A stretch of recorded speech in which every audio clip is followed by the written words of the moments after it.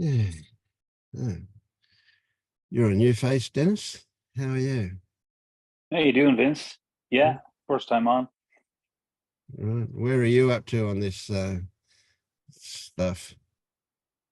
Um, Trying to wake up, I suppose, is the way I'd put it. I joined your website there probably a month ago after hearing about it and got a guide. So I've been working with a guide for I think it's 3 weeks now, roughly. Yep. So who are you working with? Elad. Okay, yeah, good man, yeah. All right.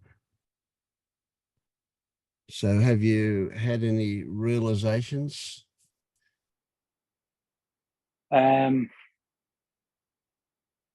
to be honest, I don't think so. No, not yet. I had some, I suppose you call it, some things happen a good few years ago when I used to go on retreat with Adyashanti. Um, but that was, probably 10 years ago now, I'd say. Maybe lifting of the veil sort of thing happened, but nothing in the last couple of years. Hmm. So you obviously continue to seek something after that experience with Adyashanti.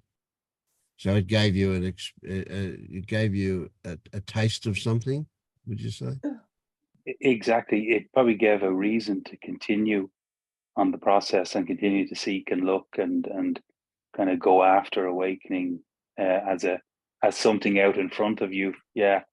And I think that's kind of worn itself out quite a bit. Yep. So yeah,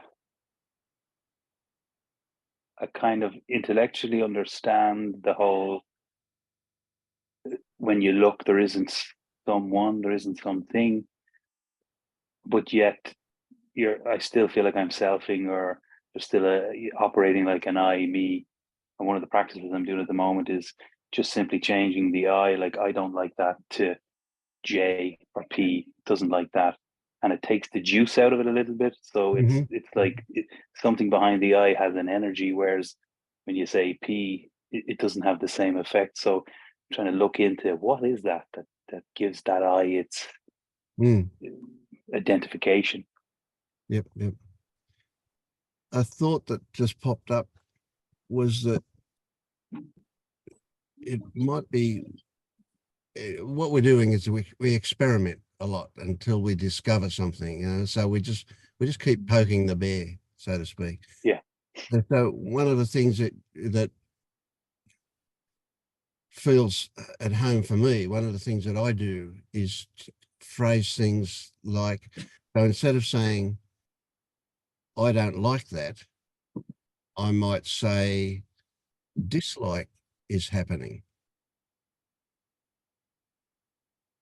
You see, it objectifies it, and it puts it as not something owned, but rather something that's present.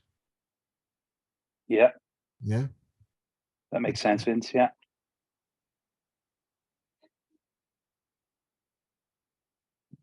Yeah. It puts a bit of distance between what was happening versus kind of if you eye it, it's now you. Yep. It does feel like there is some sort of a very small, I don't know what you call it, gap opening up. I was saying to my guide earlier today, I was having a small argument with my wife while we were driving somewhere, but it didn't have like it felt like it was natural. It felt like there was no resistance to it, that there was no I shouldn't be arguing, but something was observing the argument. It was like just two leaves on a tree rustling, and it was Yep. perfectly okay for it to be that way. So there was, I suppose the way I described it was, there was a bit of distance between what noticed it versus what was going on. Yes. Yes. So there's very subtle things like that being noticed, the okayness about everything. Yep. Yep. Yep. Yep. You call that subtle? I think that's pretty big. That's pretty big. Okay. Yeah. Yeah. Yeah, yeah, So that's one of the things that's so already there's a change now. Whether that change came from before and this is just more awareness of it or not, I don't know. But essentially, the change is that you're not lost in the middle of that stuff. You know, you're not completely lost. It's going on, and there's part of you coming out of that, whatever that is, that and you know you're lost in the story, but there's also the part of you that's can simply observe what's going on, and it's like you there's a bit of a split. Well, that's not a good way to put it, but you know that feels like that's what's happening. Yeah. yeah. Yeah. It feels that way, Vince. Yeah, that's right. Yeah, So one of the things that we're about, one of the things that is so totally normal in our society is this idea that we've got a self running the show. But and we know this intellectually that it's just an idea that we've got that runs it. But we respond to that idea. We respond in so many ways. We've got a book full of characteristics about Dennis and all of the things that he likes and doesn't like and how he looks and what he whatever, they can get really crazy. Some of those chapters can be about what other people think about him and all this kind of stuff. Um, and they're just stories, and it can be seen as stories, but we respond to them like they're real. Right? So one of the expectations that you appear to have is that that's going to stop. Well, it's not going to stop, right? You'll always behave as if there was a self there. You can't get around in this society without that. yeah, Right? But do you believe that there's a self running the show? That's where the juice is.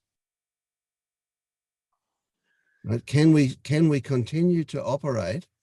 Can we still go to the supermarket or wherever and operate after we wake up? Of course we can, because we remember how to do it. We were taught how to do it. But do we believe that I'm responsible for every step I take down the aisle? It just happens. So expectations are a really, really big one here. And look, Ajashanti's a good guy. I like Ajashanti. I reckon he's a down-to-earth good bloke, And this, so it surprises me if you come out of something with him where you expect some kind of perfection to happen, some kind of never feeling like there's a self there. You've only had what, I don't know, you look at maybe you're in your 40s, are you? 47. Yeah, Yes, yeah. So you've had quite a few years of conditioning behind you. That doesn't go away in a hurry. So of course you'll still behave as if some of the old way is true. That doesn't mean you believe it. As soon as you investigate it, you go, well, no, of course not. yeah. I think you're right, Vince. I think up to recently, it was a case of if I do something spectacular or something big will happen or some big change will take place. Versus now with what I've been doing with the guide, it's more of a sort of settling back, surrendering, just noticing. And in one way, the mind says it feels like a kind of a failing, but it's kind of maybe failing into ordinariness or just seeing what's here in the moment every day. And Yeah, that's in that, it's where you'll find it not in anything extraordinary, but the mind, I suppose, is still trying to go future, something yeah, big, yeah, and trying to get you to believe in that. yeah. And if we ever have a shift where we get a bit of a period of bliss, then we immediately go, well, I want that again. I want that all the time. Uh, that's a good one. That one. That's a real trap. Yeah. Yeah.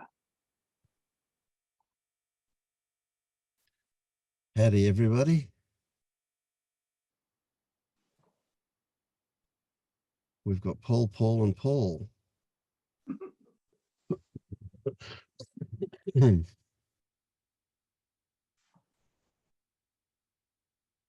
Maybe you should be William here, Paul, because we don't have a William. There is a Will that turns up though, but he's not a William. Yeah. But I anyway, am actually William. yeah, I knew that. That's why I was mentioning. Yeah. It's okay though. I don't answer back. Yeah. Yeah. Don't mind if we call you anything as long as it's not late for dinner. Right.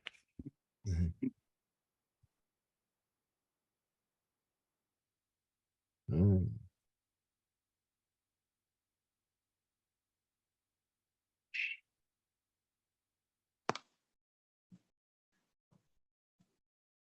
Have you been Soren?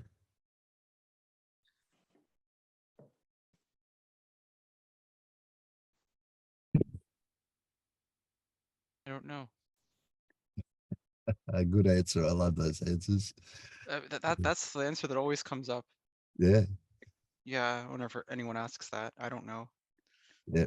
And then people act concerned. It's like, oh, is just something happen? And like, no.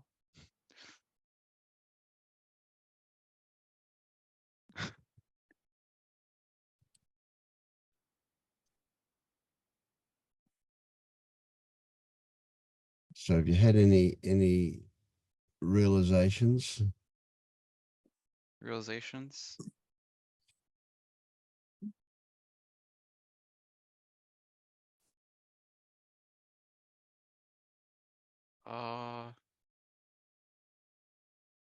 Realizations as in like, oh, I see this. Oh, this makes sense now, that sort of thing.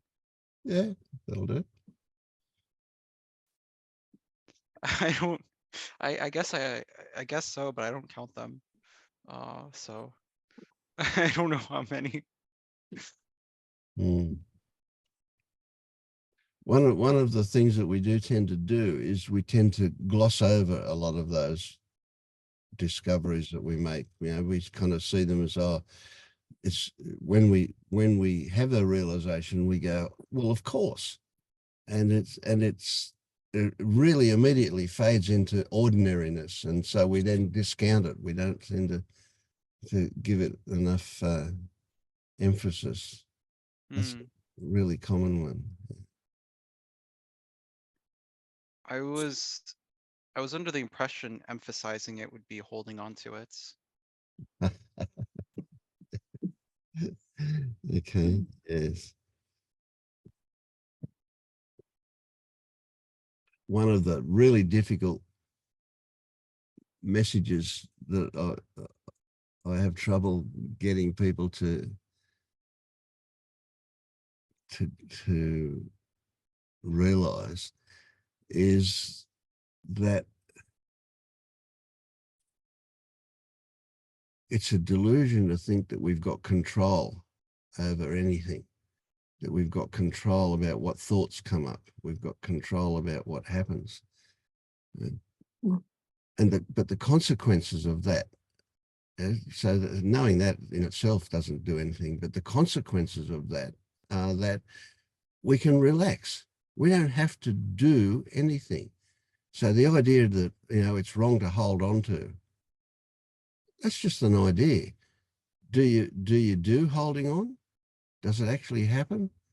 And if it does happen, how does it happen? What are the details of it? There is no wrong. There is nothing can be wrong. No matter what happens, there's opportunity in it. No matter what comes up, it's of value.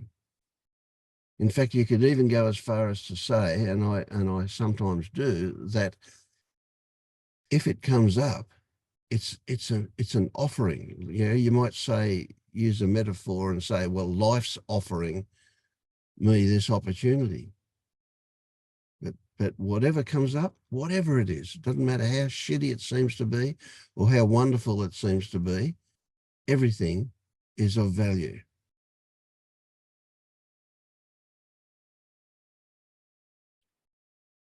So to say, I shouldn't hold on, and I should be this way, and I should be that way, and I shouldn't be this way, and I shouldn't be that way. Oh, wow, you're going to get exhausted doing that stuff. It is exhausting. Yet, if for me to say to you, well, just lay back and relax and go with the ride, you know, just let whatever happens, happens. That doesn't work either. You've got to be able to see that's okay, and only experience will tell you that. But the first thing you've got to be able to do is to let go, to stop. So when a story turns up that says, don't hold on, I'd like to see another story come up that says, it's okay to do that. And we're not saying it's good to hold on. And we're not saying it's bad to hold on. What we're saying is holding on or telling ourselves not to hold on is a distraction away from what's actually going on now. I mean, that may be that is what is actually going on for you.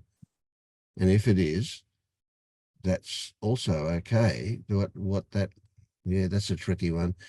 So instead of having an opinion about it or having a judgment of it, that it's not okay to hold on or that it is okay to hold on or whatever, you recognize that you're having a judgment about it. So you can't get away from what comes up, what goes on. There's nothing you can do about what turns up in your life. Absolutely nothing. You know, if you think that you can control what turns up, well, you're totally deluded.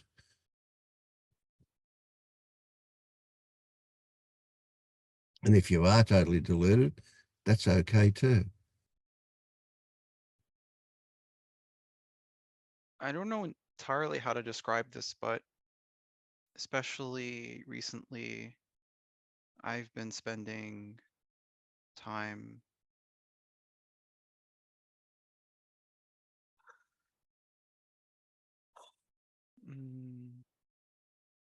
learning a lot of things in a way that feels challenging, and I feel emotionally overwhelmed so often, it feels. And holding on to having to need to do something, and a sense of okayness, identity from how my mind is used all through lifetime conditioning, schooling, parental pressures, culture, etc. I am how I use my mind. I am how I use my time.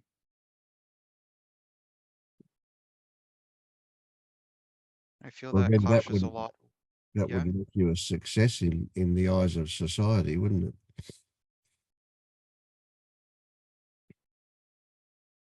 Do you see, what's your opinion about that? It's really up to me to see things. So just go back a fraction, just turn around on that statement and look at,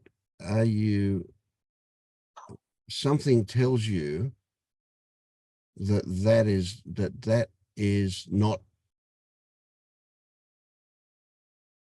something. It's not right. It's not the way it could be. It's not, I don't know quite what the right words are there, but there's something that tells you that needs to change.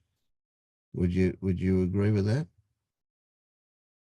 That the idea that you how did you put it? You're spending time, you're controlling.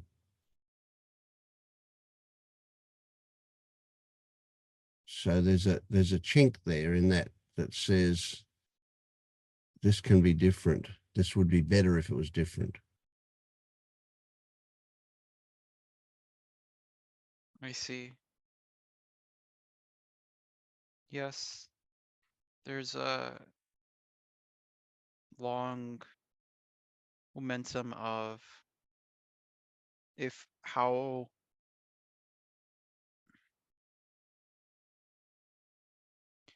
if my mind could control my body, then things would be wonderful Hmm. or something like that. It's I'm noticing how there's these beliefs that there's like this knowingness that it's not right, but then there's just a strong belief there.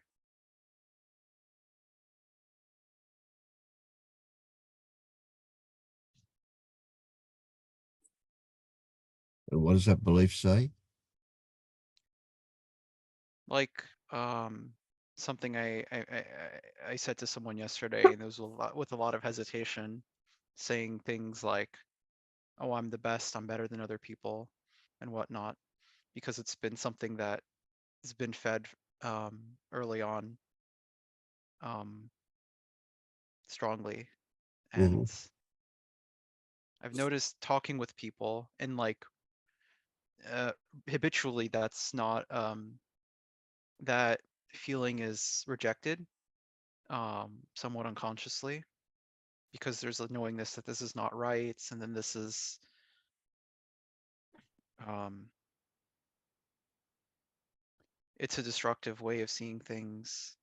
And even despite that, I've had like conversations with um, vigilant, perceptive people that sort of fed that belief back to me that was being I was subtly putting it towards them. They were Mm. picking up on, oh, I was like somewhat assuming less of them or something. Mm.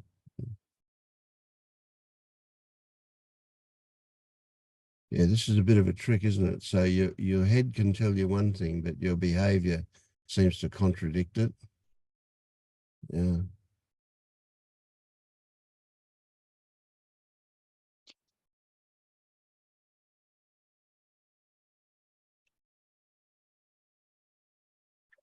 It I brings really up feel into what something. Go on. I really feel into what you say about um I might be reinterpreting it somewhat, but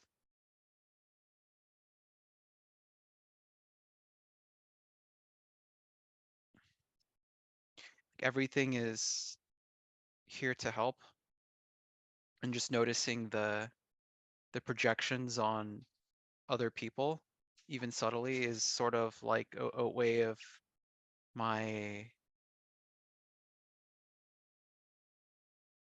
I don't know, like truth trying to get me to look at something. It's like an invitation. Yep. Yeah. Over and over. It's because it's like a like a direct invitation would be like no no no no no. Like just not even consciously rejected, just habitually rejected. Um, like the invitations get subtle, where there's seeing someone else who's very um, we could say like outwardly confident, um, and then there's like that anger there. Mm. Mm.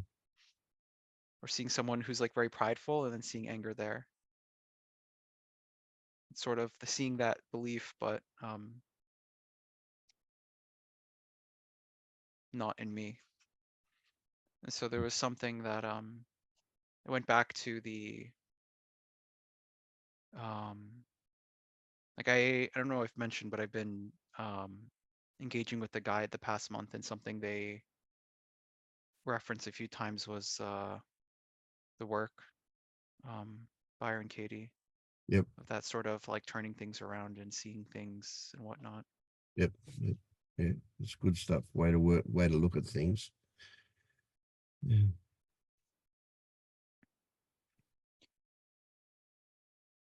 But yeah, if I Honestly, if I could just describe my experience in one word, it'd be difficult. Yeah. And it's Oh, hard to yeah. communicate that with people. Yeah.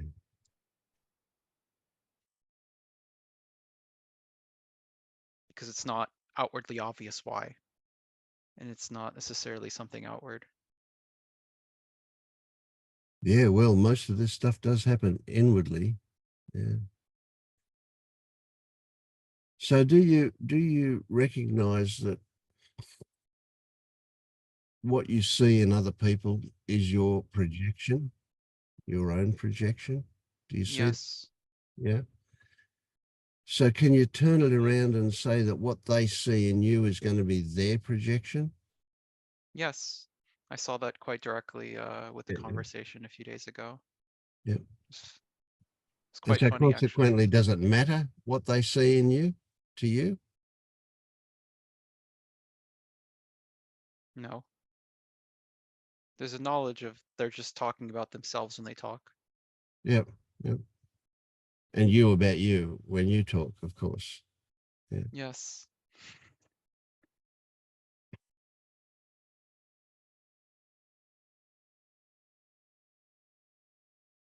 Sometimes it can be fairly difficult to own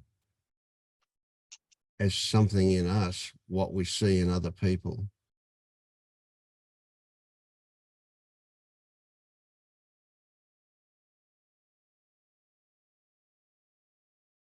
I find it not, I find that I'm fairly willing to do that if it's seen directly. Yeah. Yeah, I feel like a big sticking point for me is something I said earlier about doingness and doing. In some ways, like the exercises and things like exercises and regular meditation feels like a bypassing because it's sort of still me. It's sort of still reinforcing this perspective of me doing something. Yeah. So you said you called it a perspective, and that's a really good way to put it because it is an interpretation that you see from that direction. But it's an interpretation, isn't it? Your unique interpretation.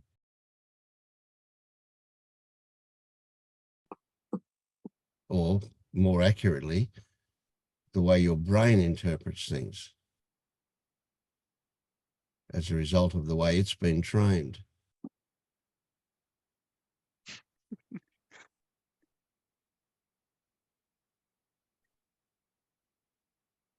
How literal.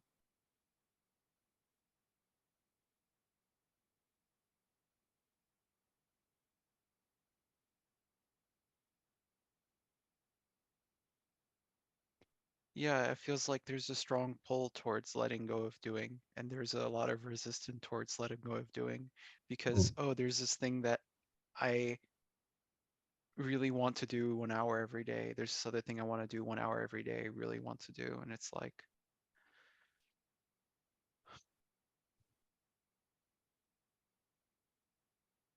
and then there's the long uh, standing conditioning of not doing this, do something else. And it's just, Yeah, it way of still avoiding feeds it. the, it still feeds that, mm, that bias, that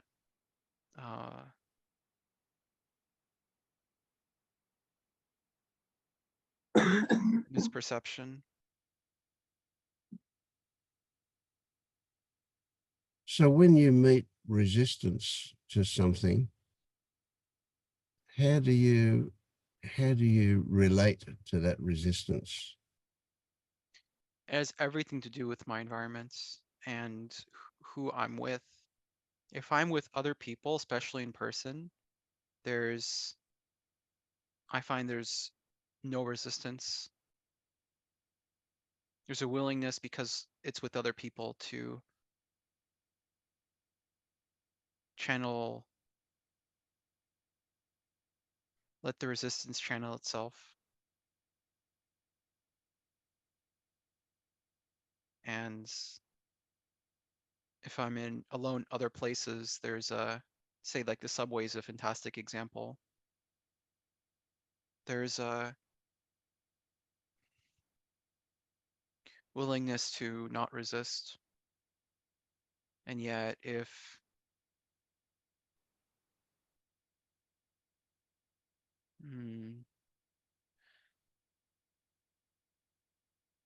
it's typically in my room, especially in the chair that I'm sitting in, which is not my work computer because it's broken right now.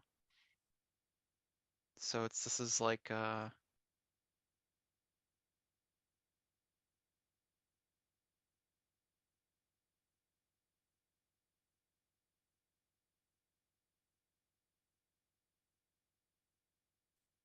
it's ripe for thought manifestation is like the easiest way, simplest way I can put it.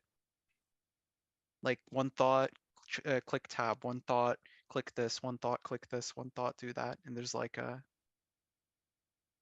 in that sort of way, there's a strengthening of I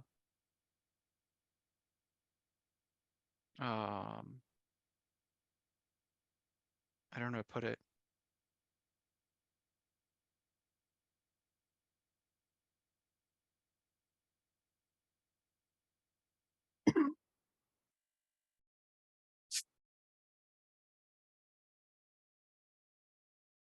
Letting thought take over.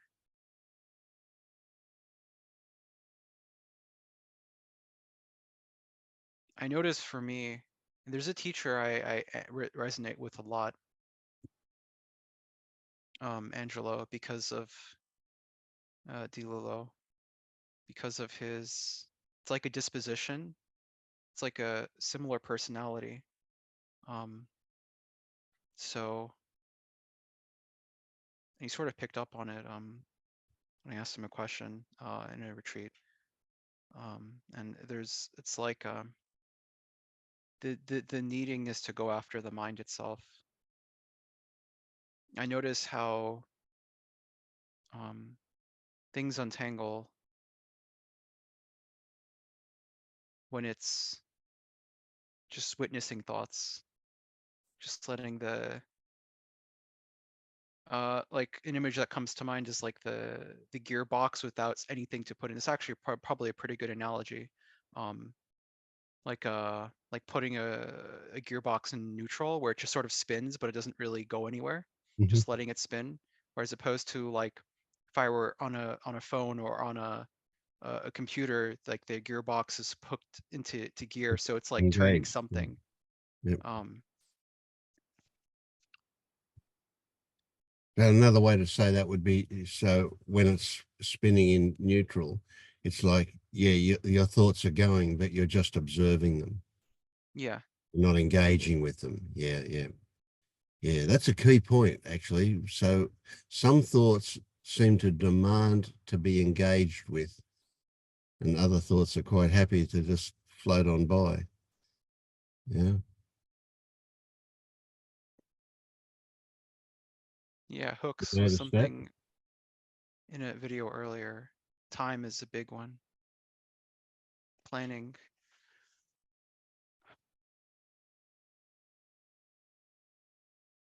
Hmm.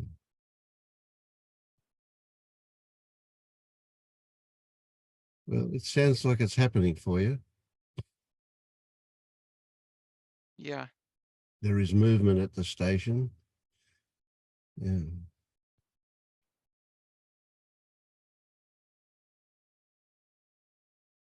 That's something I say as a response to how am I doing too, as things are moving. Because it's difficult, but it's sort of playing out as it is the only way it can. Beautiful. Yep. I like that.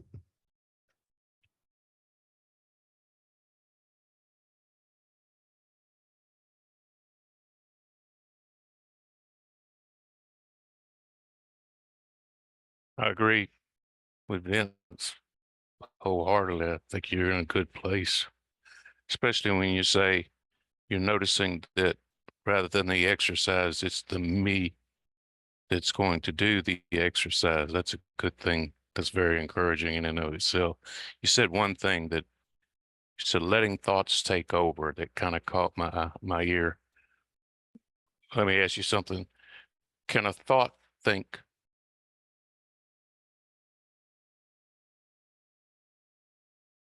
Can a thought think? Yes.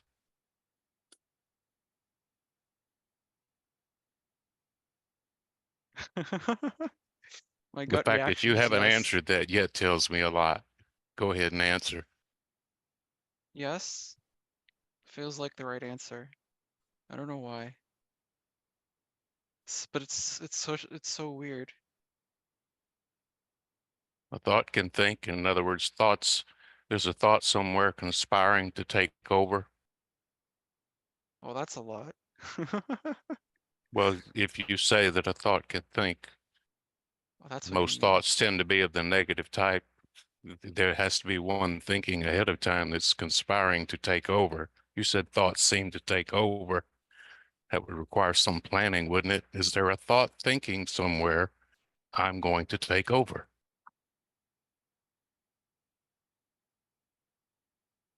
And if it sounds like I'm pushing to the absurd, there's a reason for that.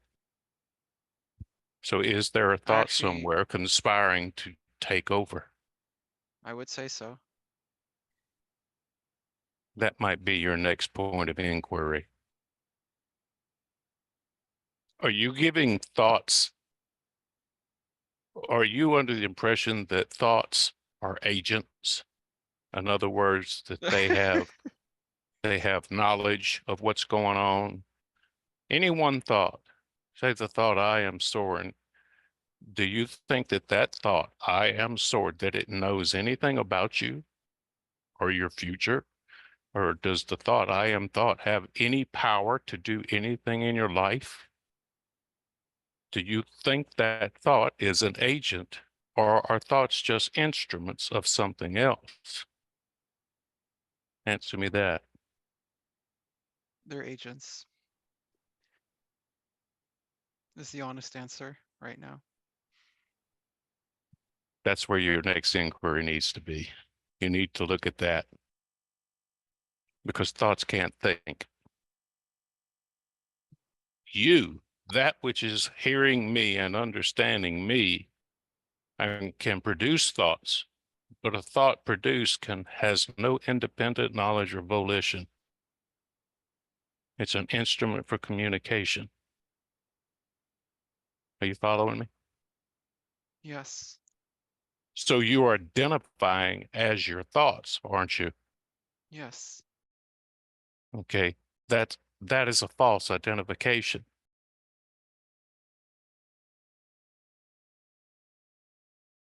You might want to look at that. Can a thought think? Just sit around sometime and give that some play. Yeah. But other than that, you sound like you're in a really good place. I mean, you said all kinds of things that are encouraging. That's why I'm challenging you here. You sound like you just need a little push.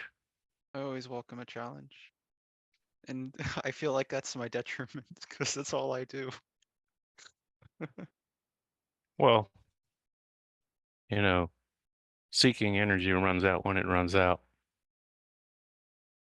but it has to run out.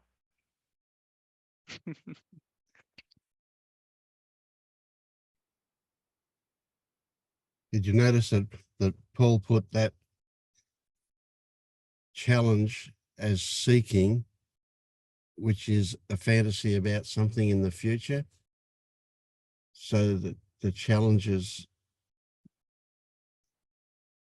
have some future consequences?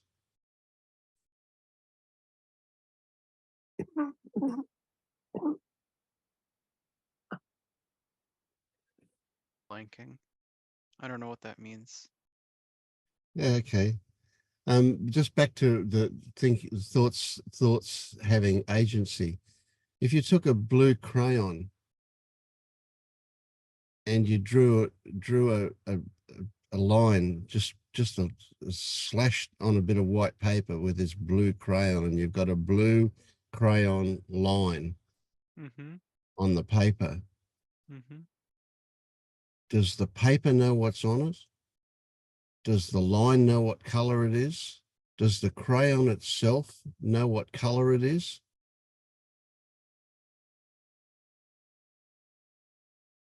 And I'm using the crayon obviously as an analogy for a thought.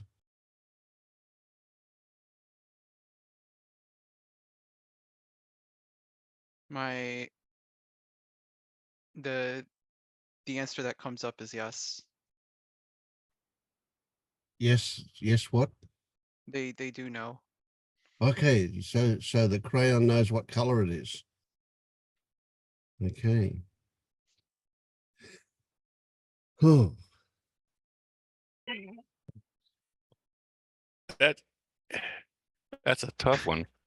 yeah. Uh, I don't know how to respond to that. I, I'm struggling myself here. There's a knowingness that like, no, not really, but it really feels yes. Everything Well, I is like mean, yes. we're So pushing it's you. like We're pushing you out to the very edge, and you keep hanging in there. Uh, Look, let me take this. You sound like a very rational person. Let me just say something. okay. Your brain, 95% of your brain talks in little electrochemical pops. Do you understand that? Yes. If you ever put one of those caps on, it's little electrical signals, little Yes. neurological, biological signals. That's 95% of you. You being that which understands this conversation. 5% of your brain is right up here. It's called the speech center.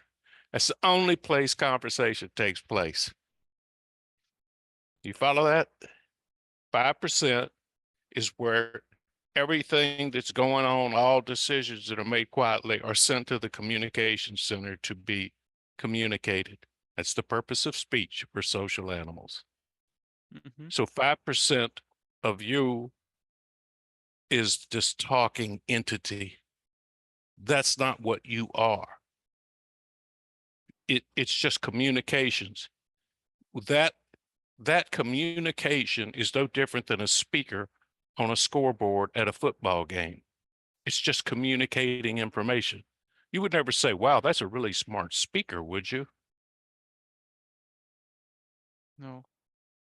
Well, when you say this voice, this thoughts that know all this stuff that are conspiring to take over are really smart, you're basically saying that that speaker is very smart because they're the same thing. They're communication tools. What you are, the majority of what you are, the processes, seeing, decision making, all that has never spoken a word. It's just sent out signals to something else to speak. What you are is simply that which knows of thought, but you are not the thought. Do you see that?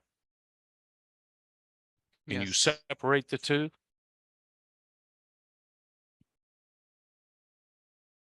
Yes.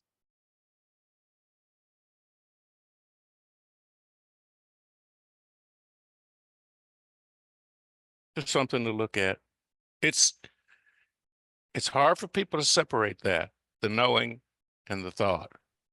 People want to identify as I am my thoughts, but I am simply that which is aware, an ongoing process that thoughts are happening. You gotta drive a wedge in there. Something to look at. Could you say that again? I say there's a subtle difference between language of my thoughts and thoughts about me.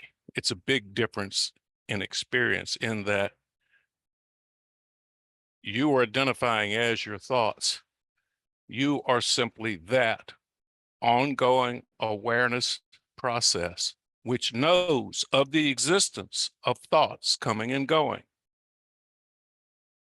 Can you follow that? Yes. You're that quiet background. The thoughts are the noisy racket that goes on all the time. Can you follow that? Yes. That's the distinction. If you get to see that distinction and nothing else, eases a lot of suffering.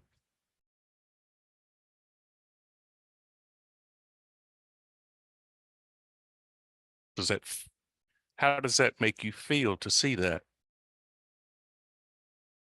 It's freeing. It is, isn't it? Get a little quiet for a while, like a little vacation from the thought monster.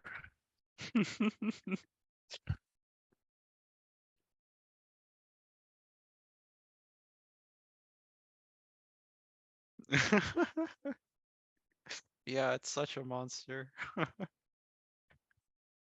But it's not you.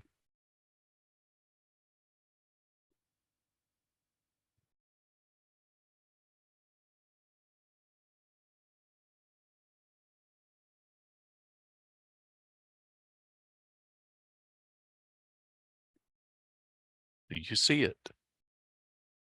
Yes.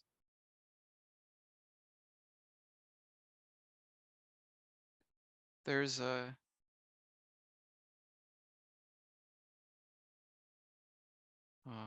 so there's someone incessantly screaming outside.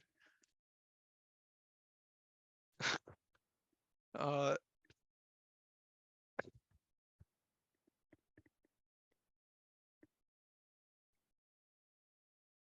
there's a pull towards being that monster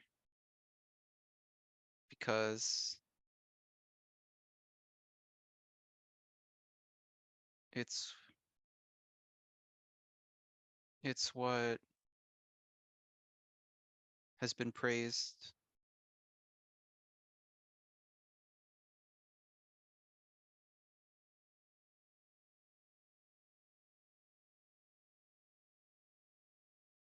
Has that little voice been praised that knows nothing? Or has that 95% that's responsible for everything been praised?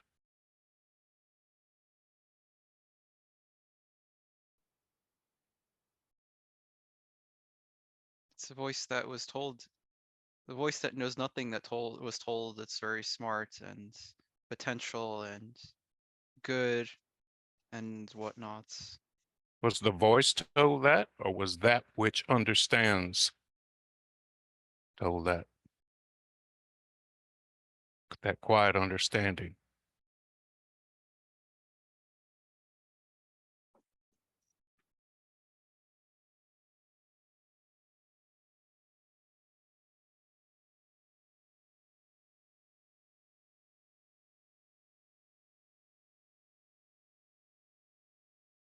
It's the voice.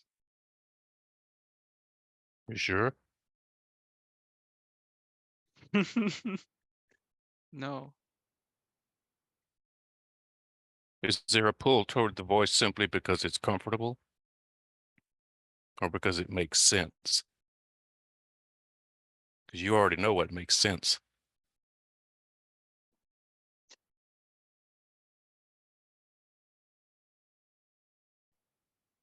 Makes sense. What would you be without that voice? Would you still be seeing? Yes. Would you still be hearing, Yes. smelling, Yes. tasting, Yes. feeling? Yes.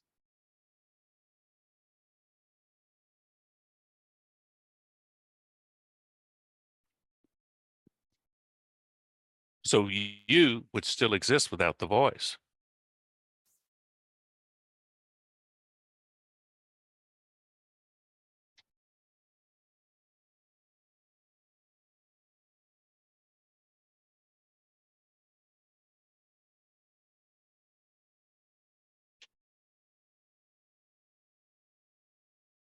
Would your heart beat?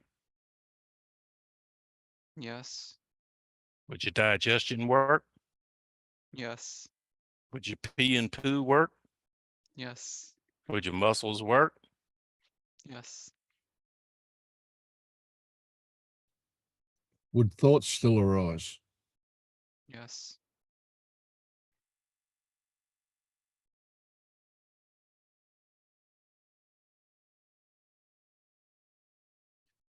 It has so much to do with other people. This confusion. It doesn't matter that 99% of the world is confused. This is about you. Doesn't matter what everybody thinks about life and reality and what you are. It's only you.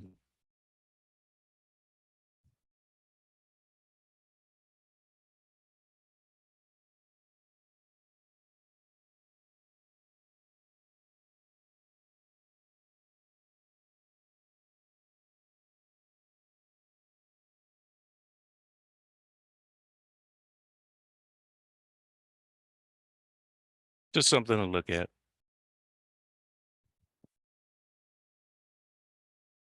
I really think you're close. I really think you've seen. You're just not quite sure that you have.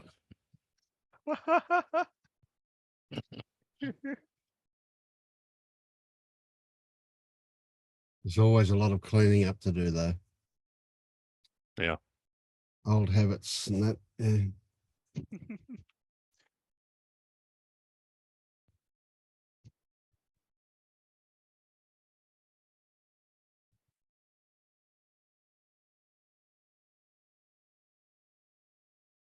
So I want to pursue this one a little. If you took a white chalk and wrote on a green blackboard the word red,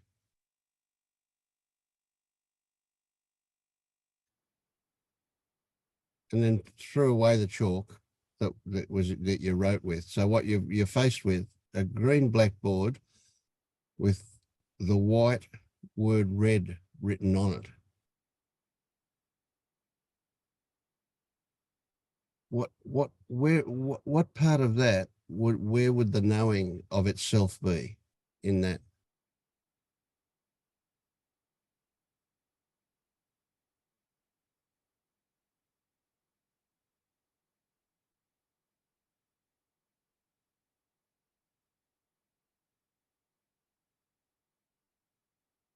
What knowing? Sorry, I didn't hear you. What knowing? Yes, knowing of itself. Can the white chalk know that it's white? Can it know that it's chalk? Can it know that it's spelled out the word red? No, that's what we all decided on. Sorry. That's what we decided on. Yes, we decided on that. That's exactly right. Yeah. I'll just turn my volume up a little bit. Yeah. So the chalk itself doesn't know anything. It's just there in that shape that we interpret as a word.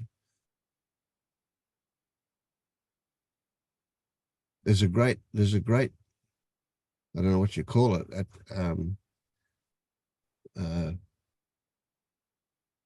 experiment. You'll find it on the internet if you go looking, where what happens is that you'll be asked to say what color is the chalk, right? And with this picture we just drew, the chalk is white, but it says the word red. Okay, but if you say the word blue and it's written in red chalk, the way the mind works, we see it and we immediately read the word, and then when we're asked what color it is, we'll often say that it is the color that the word spells out rather than the actual color. Did you follow that? It's worth go out on the internet and have a look for it. I don't know what you'd call it.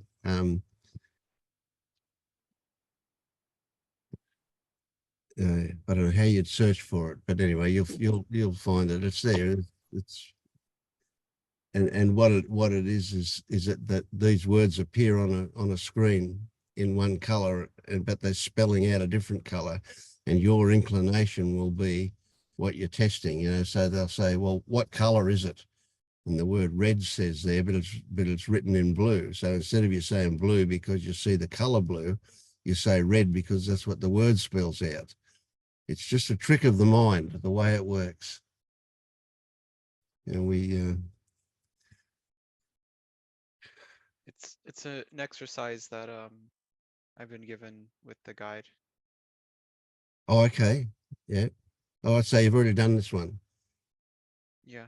Yeah. So you've seen the difficulty we get into with it, how the mind works a little bit. Yes. I don't remember. Yeah. So when you say, you look at it and you say something, does that appear for you as a thought before you say it? Just like in an instant, does the thought of what you're going to say come up a millisecond before you actually say it? I would say so. Yes. Yeah. Yep. And that thought is the words that come out of your mouth are probably the wrong words. They're probably what you see spelled rather than what the color of the ink is.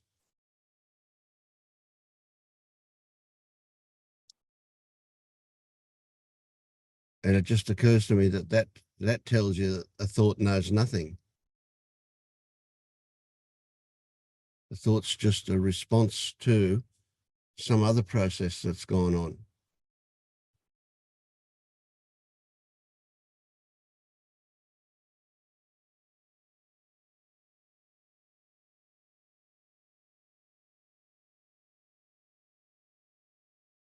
So you're in a good place to investigate this stuff. And so you don't have preconceived ideas about it. You're able to look at it and see it with fresh eyes, so to speak. And that's a really good thing to do. So that's certainly, you know, with your guide at LU, right, I would say you need to bring that one up and discuss that. But you may resolve it before you even get to do that, simply by holding the somewhat objectively the idea about thoughts being able to think. Right? So don't dismiss that thing, that part of you. That was a great honesty that you were able to say, in spite of what I think, it feels like the answer is yes. I love that. That was a good thing, you know. So you don't dismiss that, but at the same time, that's clearly wrong. And somehow, rather than just being told that it's wrong and believing that it's wrong, you need to discover that it's wrong. That's the important thing. You've got to discover it. So the idea is for you to play around with this until it comes to you naturally that obviously thoughts don't think. Thoughts are just an expression of something else. Does a thought think? Great question. Thank you. Yes. Thank you, Paul. Thank you. Yeah.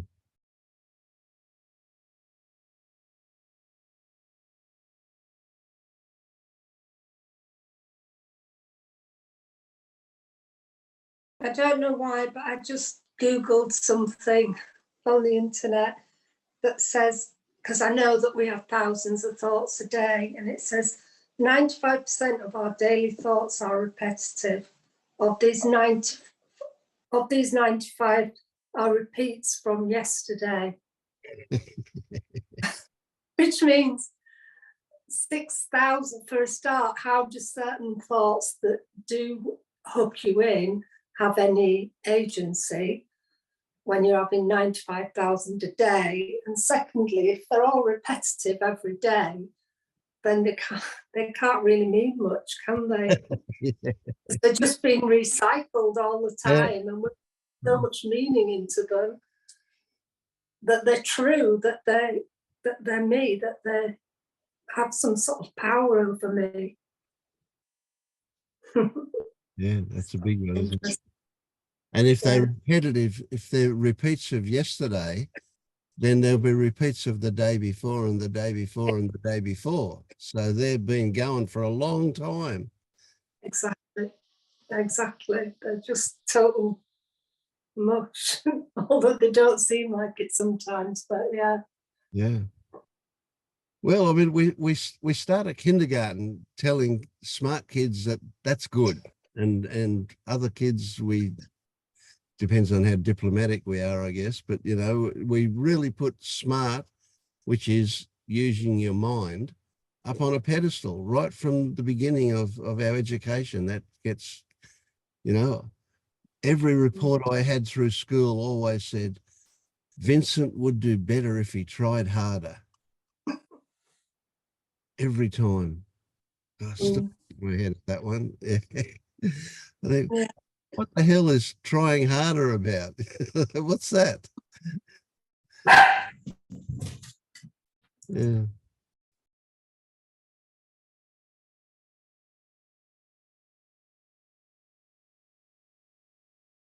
Oh, you all right, Yvonne? Yeah, I'm suffering from a virus. Oh, okay. So I spent yesterday coughing, and then today I was moving from one house to the other, so I'm a bit exhausted, and also bloody virus. It's horrible. Right. Thank you for asking. And you must be getting close to your heart bypass, eh? I wish. Oh, no, that goes on, does it? Well, I'm on the waiting list. Okay, yes. And because I've got because my blood pressure is normal. I'm very slim, and so therefore I'm at the bottom of the list, I believe. Right. I mean, people keep coming in who are really, really serious. They just, you know, at least I'm on the list, but who knows when it's going to happen. So what country are you in? England, Right. on the national health. Okay. The national health is Yeah. on its knees. So It's like got weight. it's in Australia, yeah, you could be on the top of the list and still wait 5 years. Oh, don't say that. I really need it done, but yeah. So Yeah. it's good. It's good in a way because I'm just learning to obviously be where I am, you know, which is waiting, but Yep. And so have you had these thoughts that if you're going to die, going out with a heart attack wouldn't be a bad way to go? It would be I fairly. think a heart attack's the best way to go, so I've heard. Well, you don't want to die of cancer. That can be drawn out and No, painful, you know, that's but right. a heart attack's Heart not bad. attacks. Heart Yeah. attacks are the best things, but I don't want one all the No, same. of course not. No. We don't want you to have one either. No, but, you know, it's an amazing test of just being with where I am, how it is. And some people say, oh, you must exaggerate how you feel. Then I think, well, I can't do that. They might do something else to my heart that doesn't need doing. Yeah. So, yeah. So we live in the now, and it seems like we're waiting, but are we waiting? What is waiting? Yeah. I don't know. Yeah. Yeah. Well, so these are weird questions that come to me, and so I think what waiting must be where we're constantly telling ourselves a story about the future. Again, Exactly. again, that 95% of repeated thoughts must be about what we're waiting for. Yeah. Yeah. It's a wonderful opportunity in one sense. But yeah. Yeah, yeah. Well, you've got that. That's a good one, you know. Yeah. Alan up there just injured his leg in a way Oh, that yeah, that's one how it he's in is. I was hospital wondering. for a couple of days, and he's home now. And they Yeah. tell him it's going to be 12 months before it's healed. So here Oh. he is. It's his leg. He can't even go for a walk. Oh, that's horrible. Because I can go Hey, for a walk and walk. It's a fantastic. wonderful thing. Yeah, well, there you go. You can appreciate how you can go for a walk. Yeah. But Alan's already told me a few really good things that'll come out of this. Yes. So it can be horrible or it can be great, depending on how you look at it. Eh? But it's difficult. That's a very testing thing, not to be able to walk. Yeah. Because then, you know, how do you keep fit? Because Yeah. the body does need to move. Yeah. So how do you So keep you're gonna fit? hop down the Start street walking. on one leg? Yes, that will keep you fit. That would keep you very fit, hopping. Yeah. I guess crutches. Have you got crutches, Alan? No, not yet. I've got a walking frame. It's the crutches are a bit unstable because I'm a bit wobbly still. Right. Right. Yeah. Yeah, so the last thing we need to do is go head over Turkey again. Yeah, that's right. Yeah, wow. Yeah, that can happen easily. It So can. how far can you walk with a walking frame? Oh, to the bathroom and back. Oh, not That's very right. far. With a rest halfway there. Yeah. That's right. Exactly. Oh. But Yvonne, it's interesting, isn't it? As you lie there, what's happening to your thoughts? What's happening to my thoughts? Well, they're kind of coming and going. Mm-hmm.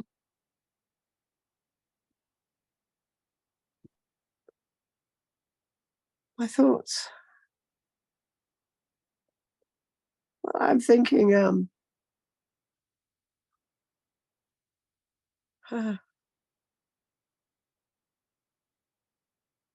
I'm not quite sure what's happening with my thoughts, but they're coming and going. Does that question change the pattern? Did it change the pattern? Yeah. Yeah. Oops. That's an interesting question. What's happening with my thoughts? And how do you mean? What's happening with my thoughts? Well, just that. What's happening with your thoughts when you look? When I look. When you look at your thoughts. Oh. Well, there's an awful lot of thoughts I'm looking at. Mm-hmm.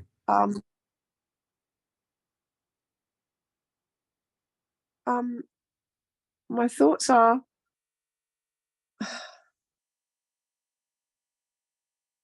it's difficult to catch them. Mm-hmm.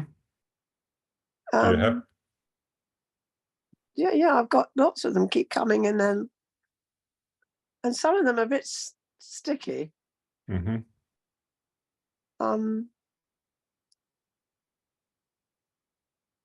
I think I'm feeling a little bit sometimes I feel a bit sort of sorry for myself in a way. Right. Mm-hmm. Because my thoughts are, oh, you're going through a difficult time. You've just moved from one place to another. And so there are some thoughts that actually say, this is not, my age, this isn't good. And I'm feeling a little bit pissed off. And then I'm thinking, oh, hang on a minute.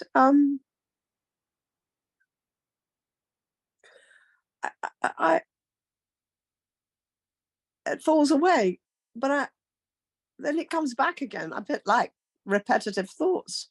Mm-hmm. I mean, I feel like, first of all, I don't want to talk too much. I don't want to talk too much because my thoughts are, oh, I don't want to take up all this time. Mm-hmm. That's the thought. But I keep getting this repetitive thought because I helped someone. I've spent one day in A&E overnight because I was helping a friend who got stuck with a very, very heavy box. And of course, if you've got a heart problem, you shouldn't really lift anything heavy. But she was stuck. So I helped her. But Two people with heart problems helping each other. who else has got a heart problem? The person you're helping. No, she hasn't got Oh. hasn't got a heart problem. She got stuck. She Okay, had all these boxes coming in. And she got stuck, and she said, oh, and so I helped her lift this really heavy box, and we have to lift it up and then a few yards with it. And afterwards, I was breathing. I was out of breath. Then I felt really not good. And so I spent a day feeling really frightened. I'm telling you all of this because it's part of my thoughts that keep coming and going. Mhm. I felt so frightened, thinking, oh, fuck, what have I just done to my heart? I think I just injured my heart. And then the fear, what I keep finding is that fear makes everything much, much, much, much worse. In fact, mostly it causes a lot of physical problems. And the next day, I still didn't feel well. So I took myself off to A&E and sat there for 10 hours with one of my sons who very kindly joined me. So I had everything checked up. And I felt, my thoughts were like, oh, I'm not really injured my heart, but it was a stupid thing to do. And then my other thought was, well, she should have emptied the box there, and then she shouldn't have expected me to lift it because she knows I've got a heart problem. And so there was all that coming and going. And I thought, Yvonne, you didn't have to lift that box. You didn't have to, but you chose to. So it's like taking responsibility for it. But in the past, I mean, here's me repeating this, but in the past, I would have felt really quite pissed off. But I don't. I don't feel pissed off at all. It's fallen away. And I'm thinking, well, I was a bit stupid, really. Well, And I know just backtrack on that one. So one of the things that you missed an opportunity. So, okay, the opportunity was when you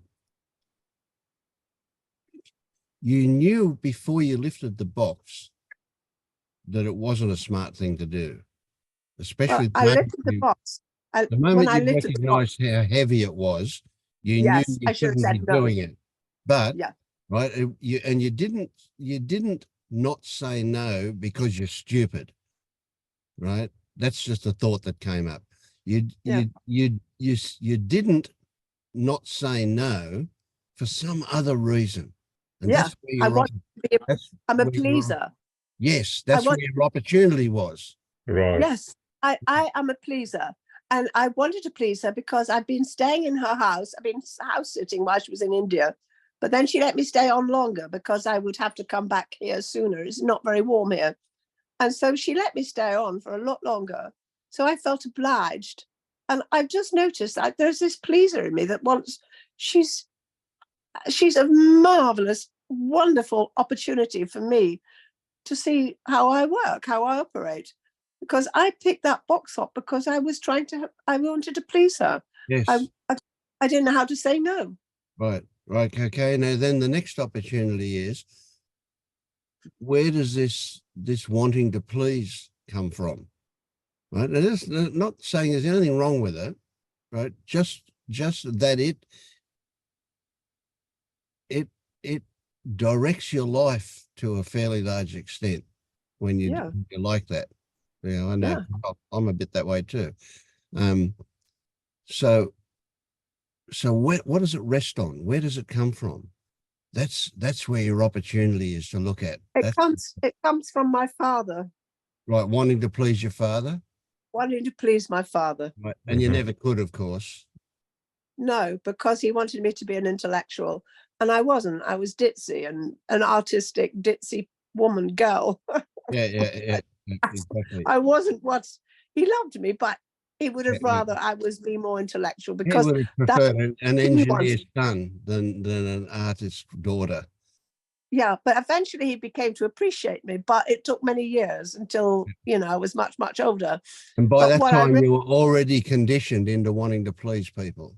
Yeah, absolutely. And this woman is perfect for me because I find myself trying to please her all the time. She's So very upper class. And don't forget, I might have mentioned, my father sent me to elocution lessons so I wouldn't have a Lancashire accent. And so and she's so posh. And so I find myself speaking using all my elocution lessons, I end up speaking the way she speaks. And I mean, she's perfectly posh. And she's fantastic for me, really. But so can you see that you're still trying to please Dad? yes.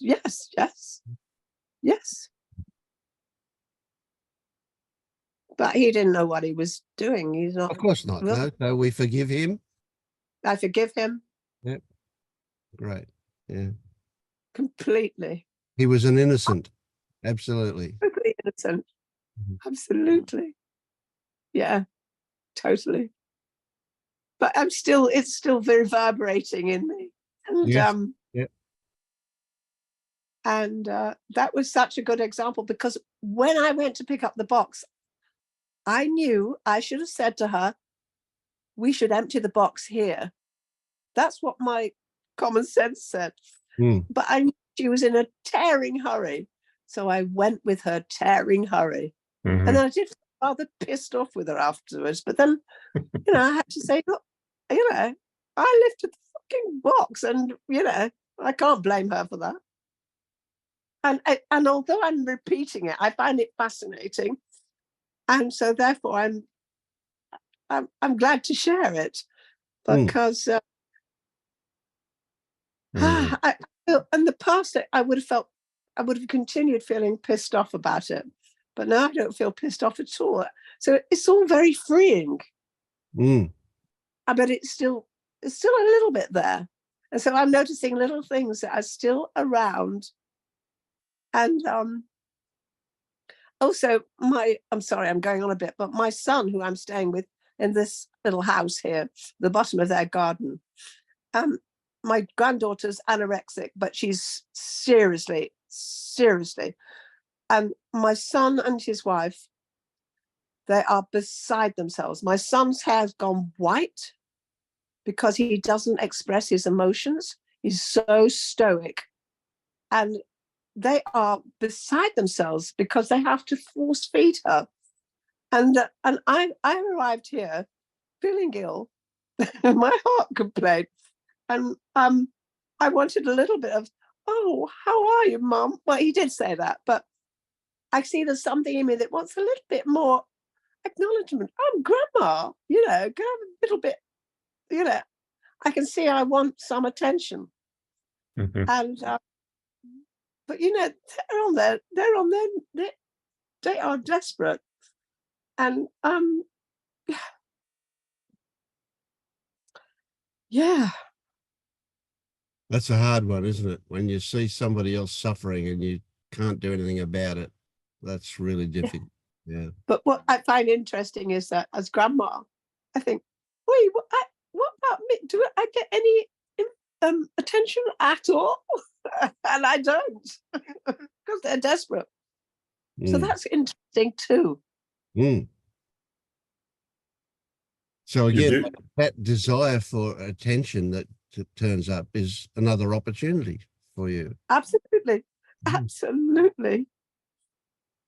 You use two words at least a couple of times, Yvonne. It's fascinating and it's interesting. Yes. And it was, I remember when I felt the knee going, the first thought was, this is not good. But the next thought was, this is going to be interesting. There was something, Paul talks about that knowing. There was a knowing that, hey, life is just altered completely in an instant. But buddy, it's time for you to sit up and have a good look at what's going on.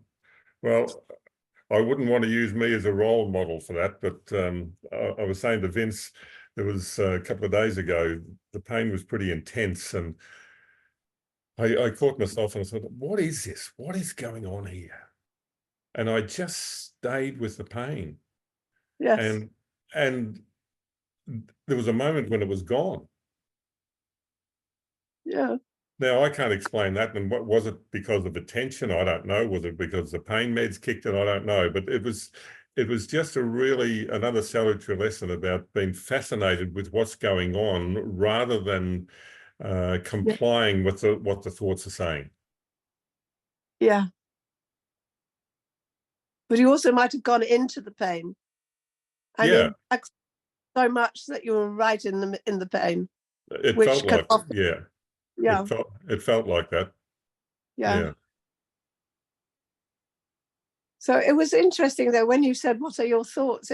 It's difficult catching them. There are so many, as you were saying before. That's about, right. Yeah. It's like but a I do, lolly. It's like a lolly shop, isn't it? But you go in and you just stand there for a while, and something will make themselves a bit more known than others. yes. So how are you in? Are you in pain now? Or you're not? You're taking meds? Yes. Whatever they. Yeah. Yeah. What was it? Did you think? Well, why? Not why, but I hate that word. Why? More like how? But did you need to stop or something? Is there a reason you think that happened, or is that taking it too far? No, it was a very simple, innocent movement. My heel just slipped off the step, and I could feel my body going back to save myself tumbling down the stairs. And as a result of that, the right leg got hooked up on the step behind, it seemed, and it was as though you pulled your leg up towards your shoulder, and the whole thing ripped. That was a very innocent action.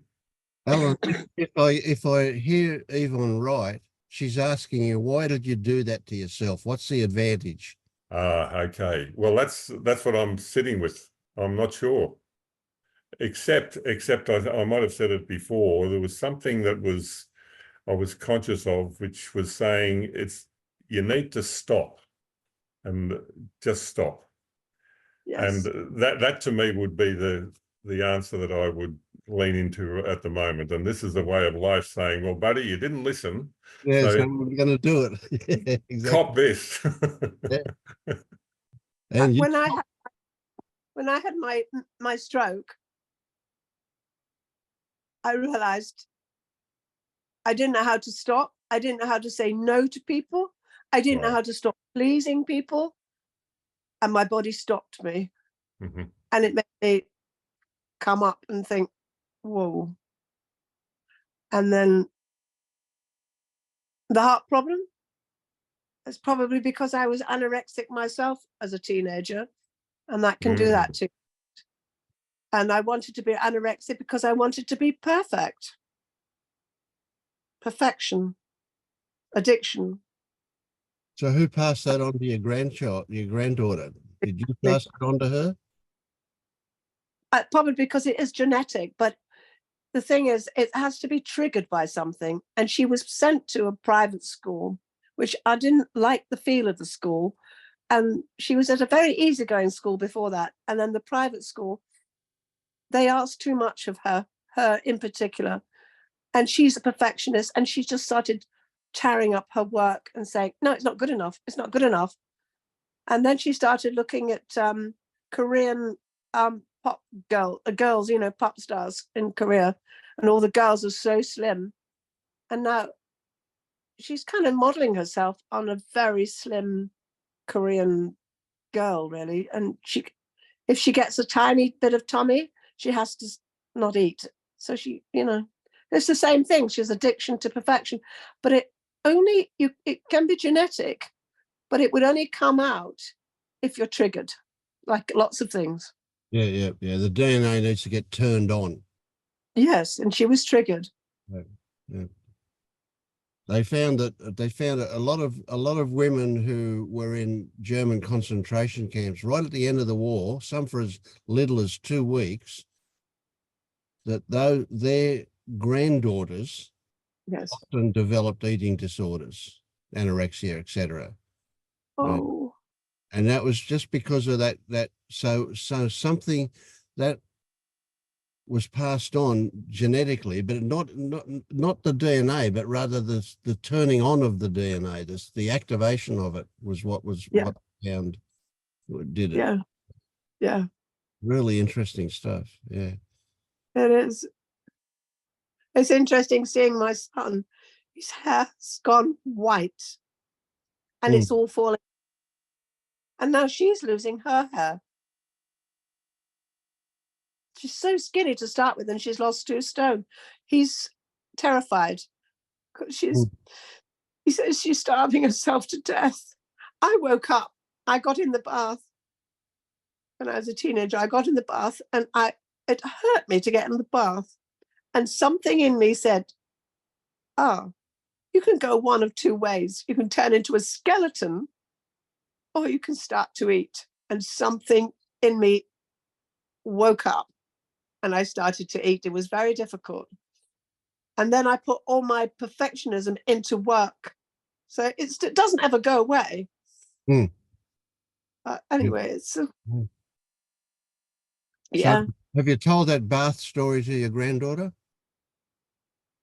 I think I have, but I don't think I don't think she's interested. What I might say is she's not eating. She has fear foods, and they are foods with fat in and carbohydrates. But I think I might tell her that if you don't have good fat, like butter and stuff like that, your face could get very wrinkled. I might tell her that. Yep. She won't want to get wrinkled, but I don't know. But I will probably have to help out and take over. But to force feed her, she has a plate and she has to eat it. I didn't have that because my parents didn't know what anorexic was. They just thought, I'm getting very slimmer, much slimmer. But nobody knew about it when I was a teenager. Yeah. Yeah, it's a big one. And the stress in that household must be phenomenal. Must be constant. Phenomenal. Yeah.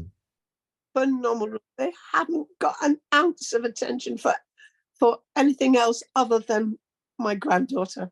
And my other granddaughter, she's finding it difficult because she gets absolutely no attention. Well, she does, but her sisters for everything.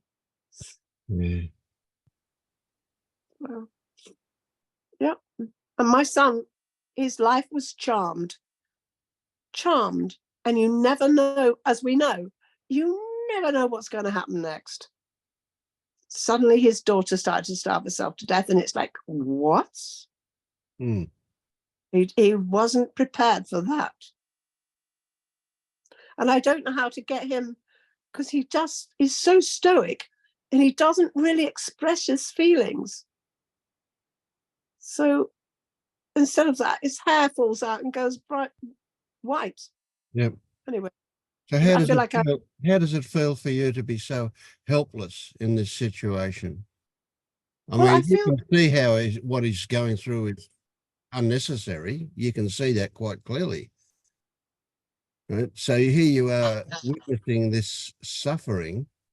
Yes. And you're helpless to do anything about it. How does that make you feel?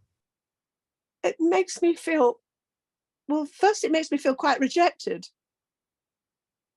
Because I've been anorexic.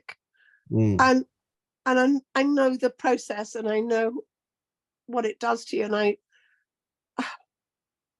I'm old enough I've gone through some pretty difficult situations. Like one of my sons, he was so depressed, he was threatening to kill himself. And, I've been through a hell of a lot like that. But it's like, when I tried to talk to my son, he listened to a little bit and he goes, "Yes, Mum, I know, Mum, I know." Yeah, So that's a rejection, isn't it? Yeah. He reacts badly to me. I trigger it, because I don't get so emotional, Mum. I know. So I go, okay. But that's your nature to be emotional, isn't it?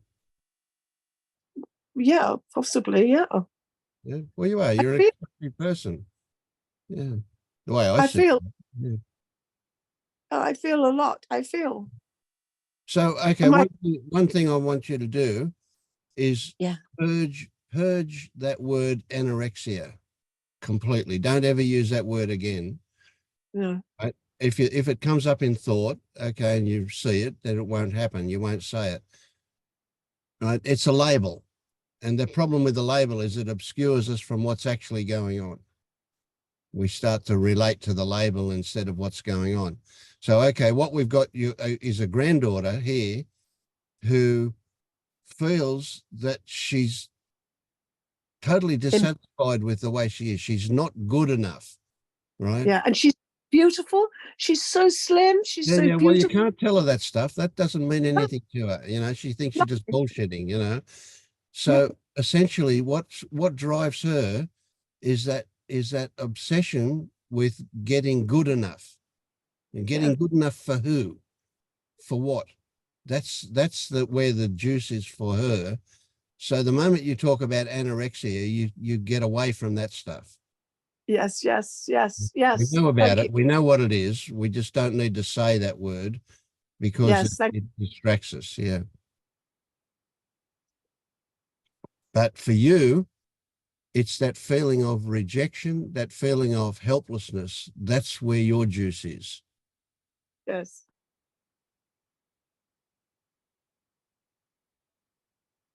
Yes. And the pain of you know, that your heart going out to people who are suffering, and the pain of that, that's again where your juice is. Yeah. And what's difficult is my daughter-in-law, her mother's just died, and she doesn't really want me here. It's too much.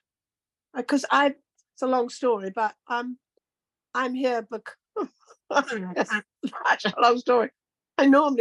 I've decided to go and look after my partner in France, and he's really, really ill. And I haven't been able to get back to France because I don't drive, and I've just not had that kind of energy to catch on trains and blah blah blah. And I don't know where this story is going. Oh God. So I've been here 2 years, but the only house I've got is in France. And my daughter-in-law, she's had me here, and that's why I've been away for 3 months. And my daughter-in-law doesn't really want me here. And that's difficult as well, because she can't cope. Not that I'm asking anything, I keep myself to myself, but she just can't cope with anything other, because here I am, mother-in-law, in the house at the bottom of the garden. And she just doesn't, you know, I feel quite rejected by her. So that's another interesting, where the juice is. Because of course she's absolutely desperate. Yeah. And my other son say, yeah, Mum, she doesn't want you there. Find somewhere else to go. I think, well, it's not easy. So I'm having a very interesting time of my life. You are, yeah. But it's not, you know, it's strange. My heart is like, well, my heart is full, you know, and it's great. I love you all here. Thank you so much, all of you. I love you too.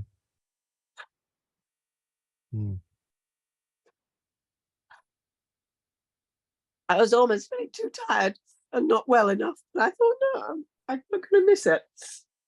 Good on you. Yeah, it was good stuff. Are you holding your heart, Don?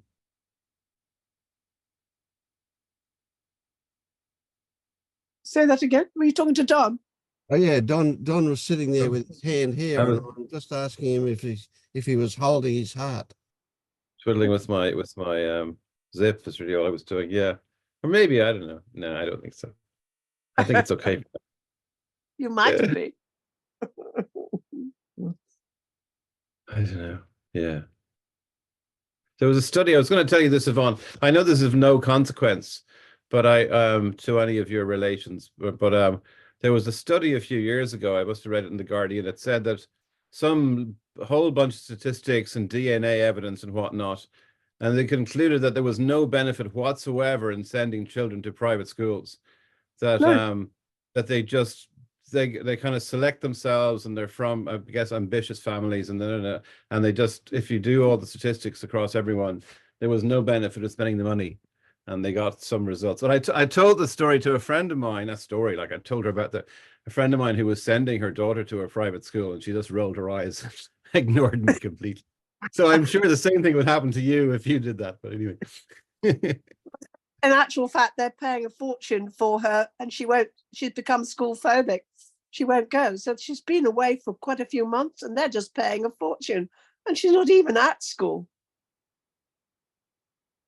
Yeah, so she doesn't want to go to school, but it's difficult for me to tell my son and his wife that she should perhaps be home educated, or I don't know.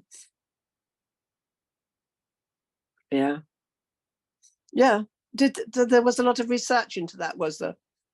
I mean, dig it up. Yeah, I read it in the paper about 5 years. I read it in the paper maybe 5 or 10 years ago. Big study. I could pretty Google it, I suppose, but it seemed pretty comprehensive. They dug into DNA evidence and all kinds of stuff, and did a very comprehensive study. But yeah, like the people who's going to be interested in it, I don't know. Yeah. But yeah, it was interesting. Yeah. You don't need to load your kids up with that one, though.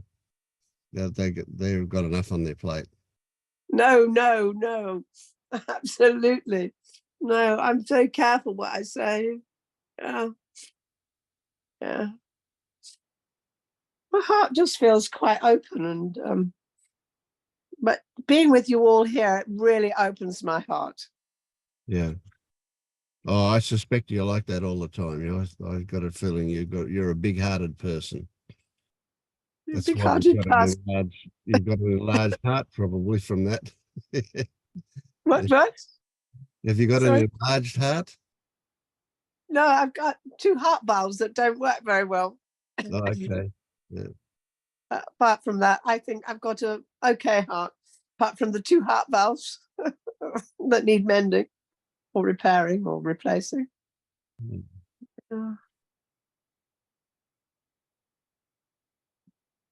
it's opening more and more. I just feel it more and more. You know, just like a highway coming through.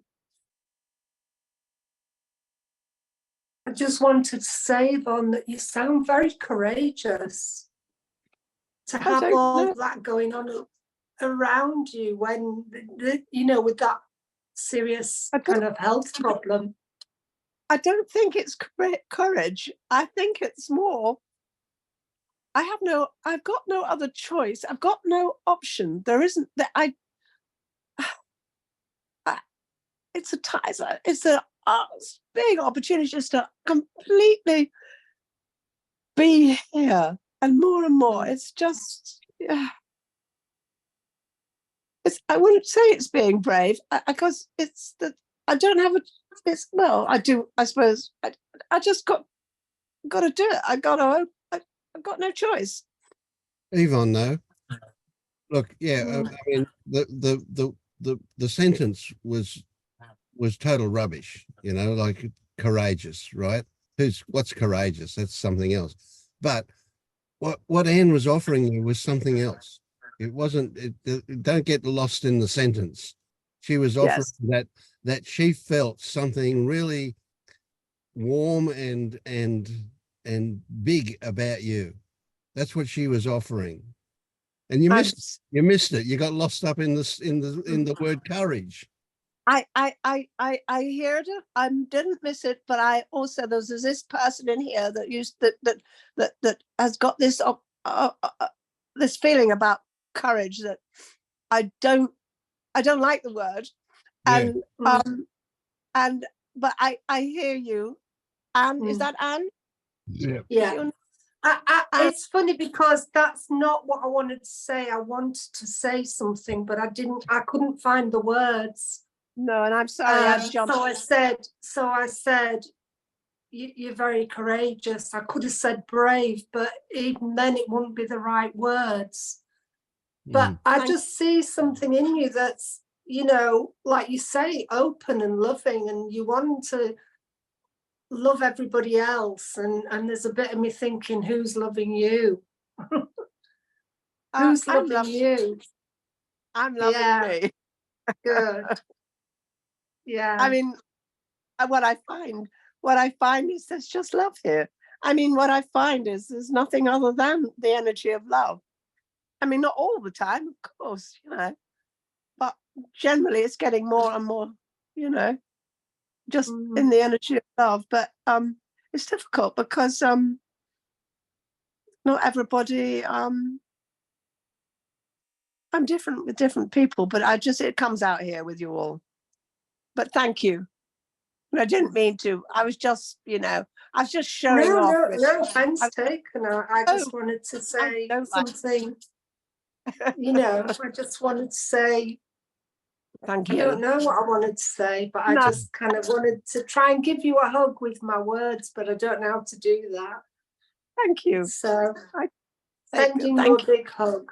Thank you. And some love. We feel it, Yvonne, very much. We do. That's so wonderful. Thank you. And you know, it's just it's beautiful, really.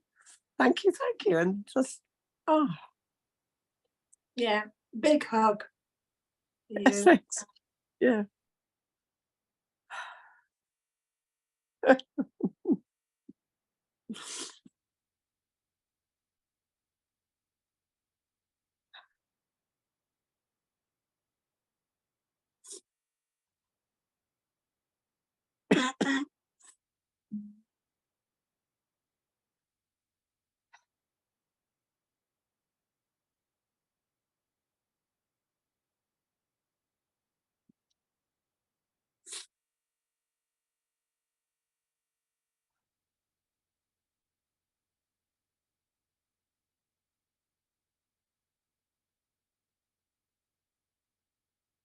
It's incredible. We're just, I don't know if you're looking just at me and I'm just looking at you, because I haven't got all the screen of everybody. So I've just got you in my screen. Anne, have you just got, oh no, you'd be different for you, won't it? Because you've got everybody on your screen. No? I have, but I can feel a connection with you. I can feel the Yeah. love. I can feel it. It's beautiful. Really beautiful. A big hug, a big hug. Feel warm.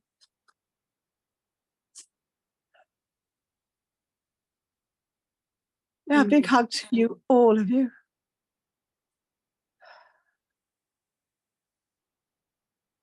You look really bored, Bianchi. Too mushy.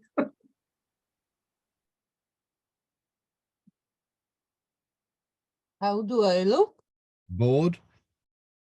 Oh no. No, not bored. We're not being too woo-woo-ish for you, are we? No, I'm thinking because well, I come from the other end.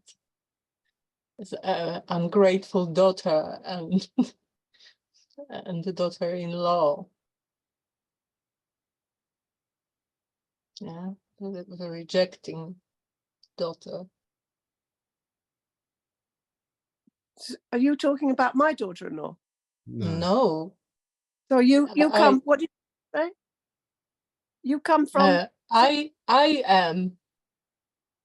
am on the other end. I am to my parents and to my mother-in-law, this rejecting daughter. Oh. And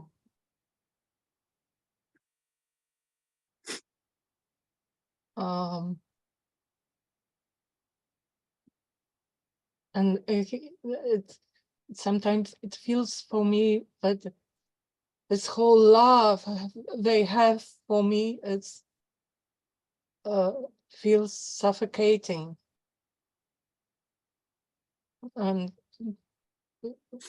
I need space, and it's just taking over space.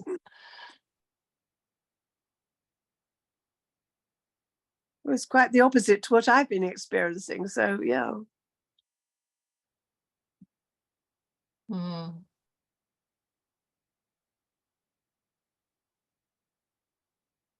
And I feel sorry for them.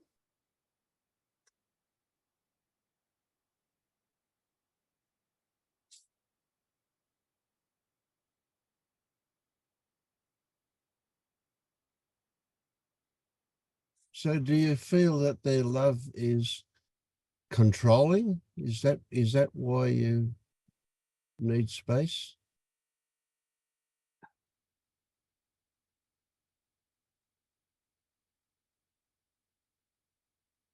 Mm.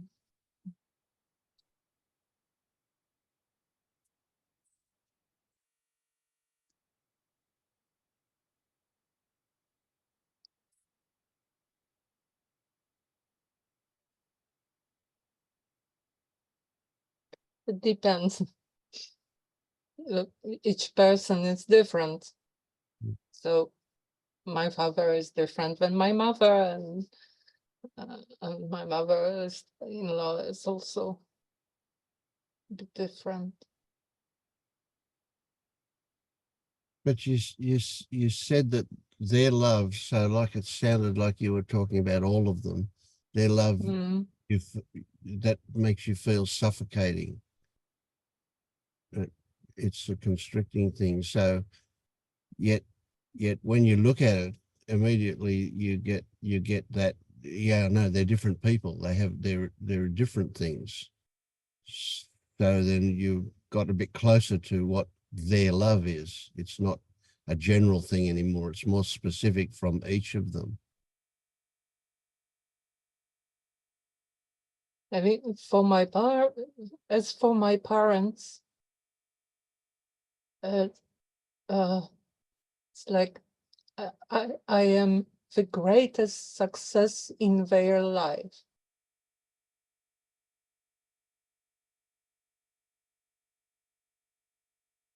But you don't feel that about yourself, or do you? Uh, Good for them. Yeah, good for them. Yeah, yeah. So does that but make it's it somehow like it's not about me, really. not about you? Oh, it is about you. It's Yes. all about you. What is there not about you? You're everything. You're the center of your world.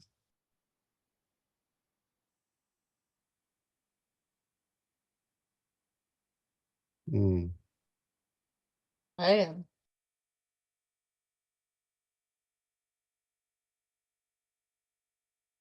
So can you differentiate between the different people that what their particular form of love is, and how you respond to that? Is that it's different for each person involved? You see that? Yeah.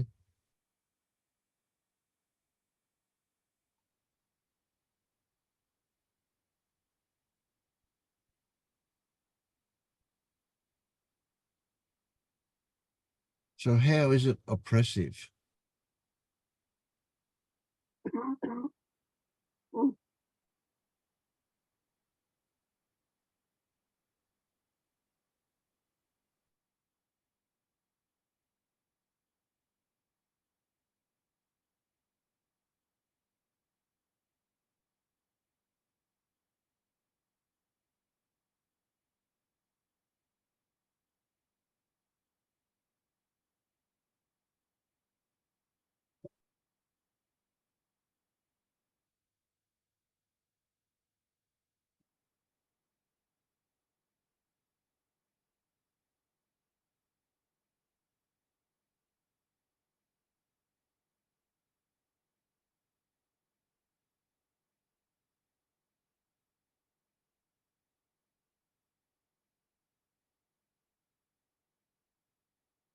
Well, sorry, that they can't just live their lives for themselves.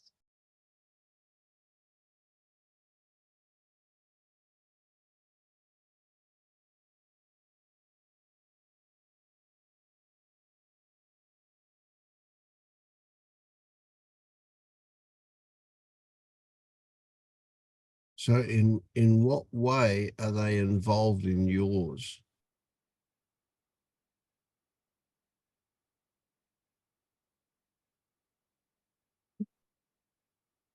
They take their value from me. Ah, okay.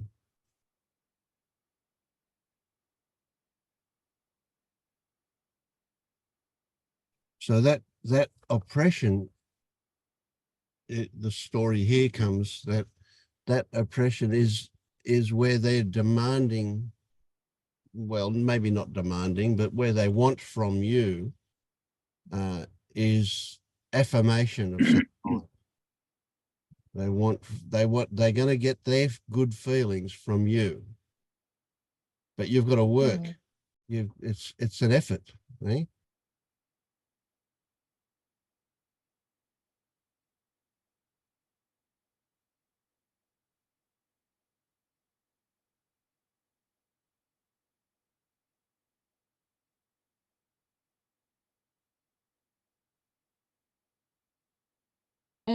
When I was depressed, my mother came to be with me.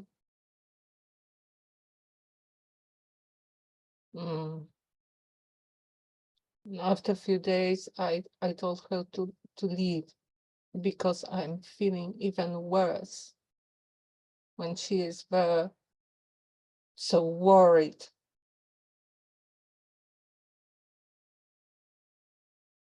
And I feel so guilty Mm-hmm. of making.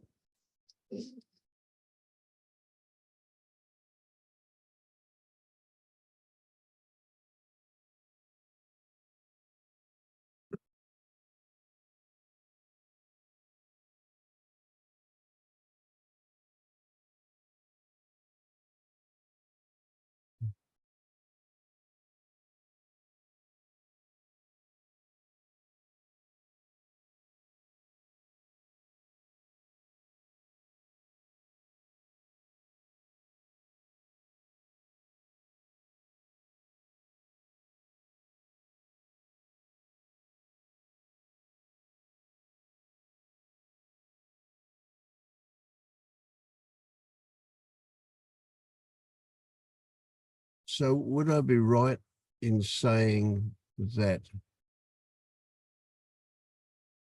this oppression is that you feel responsible for the people in your life to make them feel good, and you don't want that job?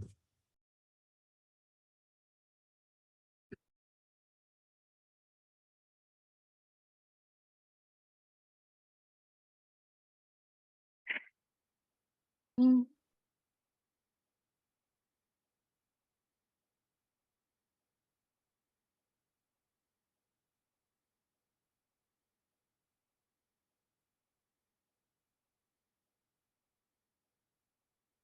It doesn't feel quite right, but I can't put my finger on it. Okay.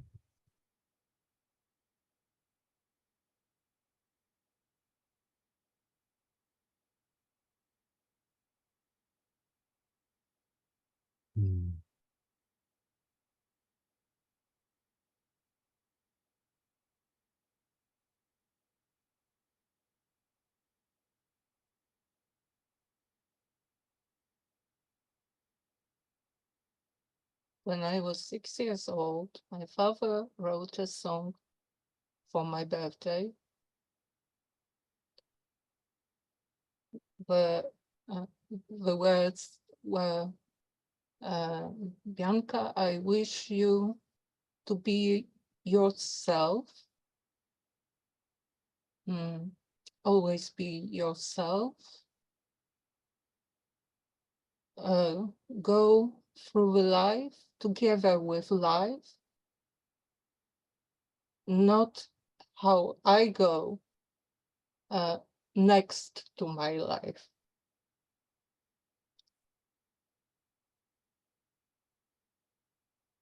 And it's a very nice song, nice wishes.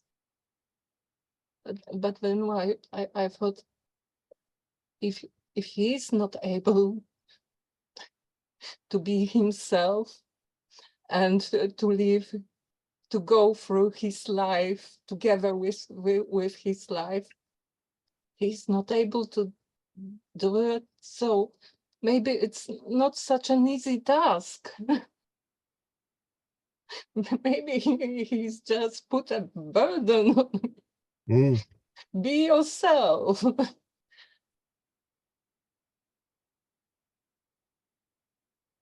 And it's like, be yourself, but you know, God forbid, being yourself means being unhappy, depressed, angry with me.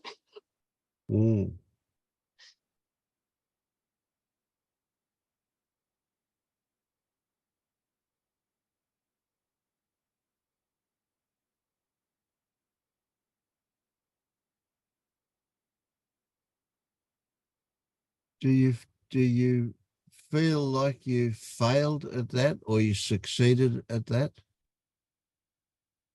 Have you lived your life being yourself?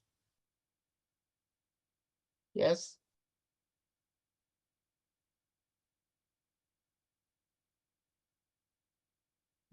Any guilt about doing that?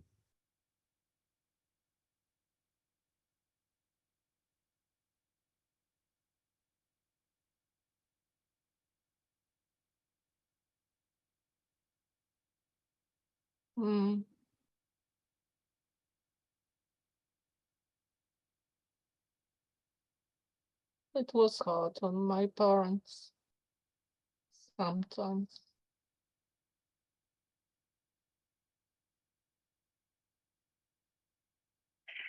But it's rather sadness than guilt.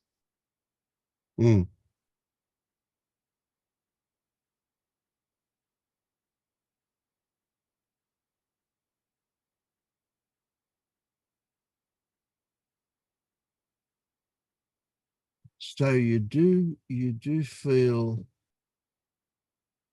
responsible for the way other people feel.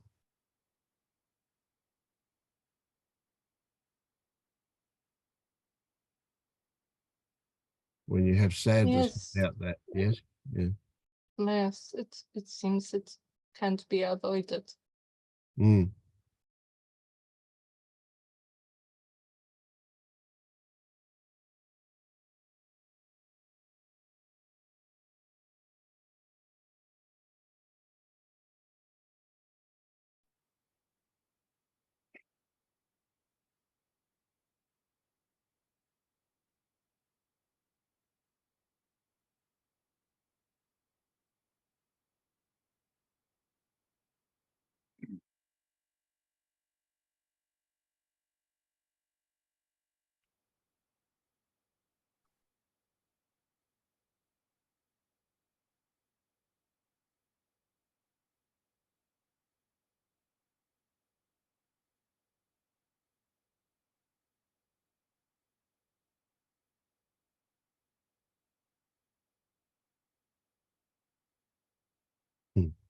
I don't know where to go with that at this stage, but yeah, but that's good. Before I forget, I wanted to ask Alan, some at one meeting you said something that you came here looking for darkness. Do I remember it correctly? Say again, Bianca. I came looking for darkness. You came here, meaning on the path or to non-duality?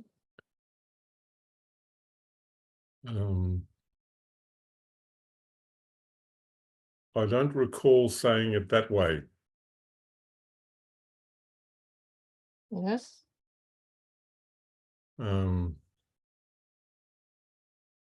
It may have been this. I was conscious of this incomprehensible mystery of who we are, but I was looking for that which was the darkness that was like a veil over that. That's what I'm feeling from what you've said. I could sense that there was something that was casting a shadow over the light, if you will, to use that metaphor. And I didn't know what that shadow was. I couldn't find it.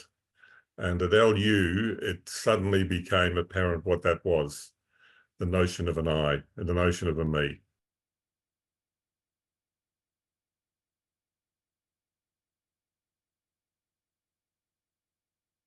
Thank you. Seeing that was such relief. It's such relief.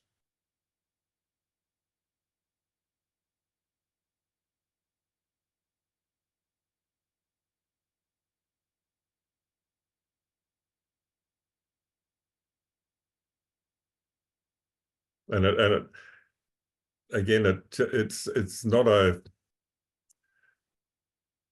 what's the word? It wasn't, you know, the the angels singing and the trumpets blaring type event at all. It was just an oh, that's it.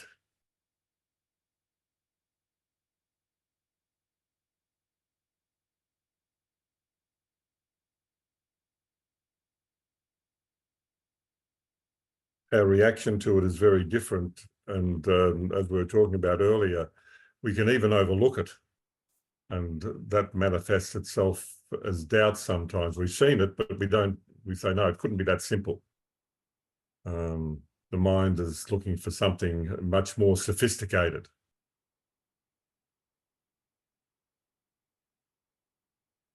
But it's just that thought of a me that was the shadow. And there are such subtle levels of that. I think we have this first awakening, for want of a better word, and I kind of stay away from that really. That's first realization that this is just a thought, and then the thoughts, as we look deeper and deeper, it doesn't seem to have gone away completely, but we see that it's just subtler and subtler variations of that thought that just permeate our experience continually. So does that make sense?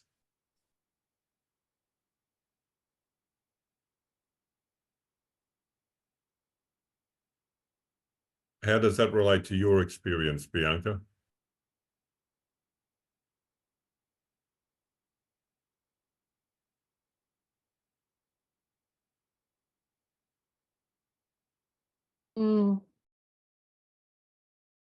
I think I'm at the level of intellectual understanding.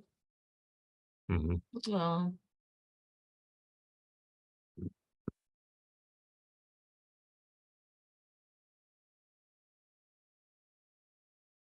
And I can see how things are getting lighter, Mm-hmm. not so heavy. Right. When I see there's no doership and no thinker, Mhm.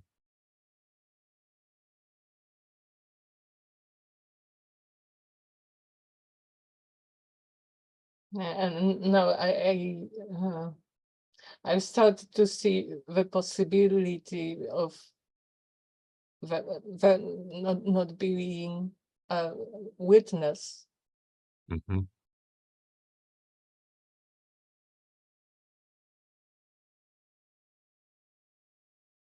And even if just as a thought, it's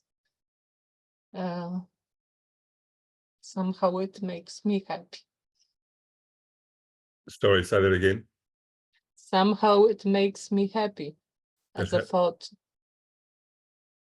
that there is no witness Mhm. here.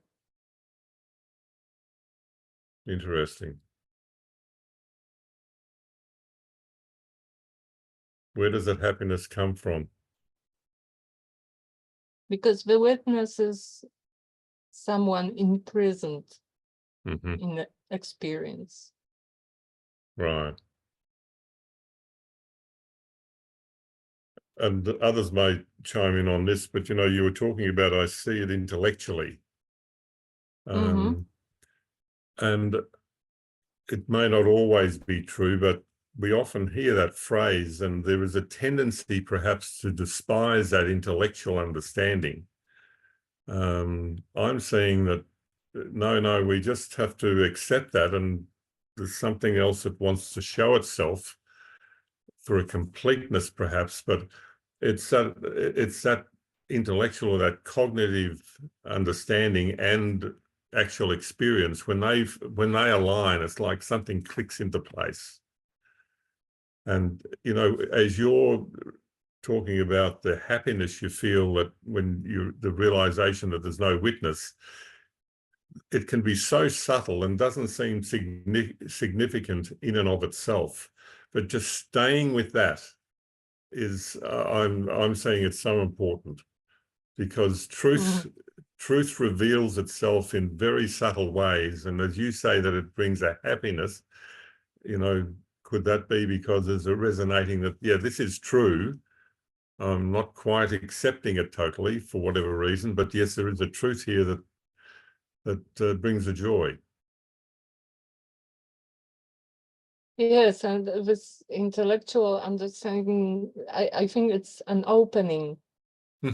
Absolutely. That if I had still the strong belief that but there is a witness, then there would be no possibility of going further. Right. Yeah. But I also I wonder if it's just acquiring a new belief. True. Like Paul was saying, that if you repeat something on and on, then it becomes a belief. So it can be that just repeating this thought, that the conscious is just another sense. Consciousness, not consciousness is just another sense. That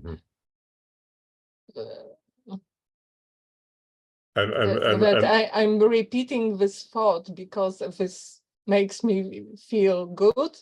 Yeah. And in effect, I start to believe it. And to me, the one remedy for that is to look.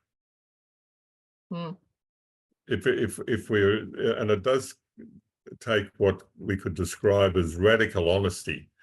It's not that we're intentionally lying to ourselves, but are we actually looking to thought for an answer, or are we actually turning to direct experience and saying, what is actually here? So that's a way to test if, you know, if it is a thought that you're just believing, or when I look, what's the truth? What is here?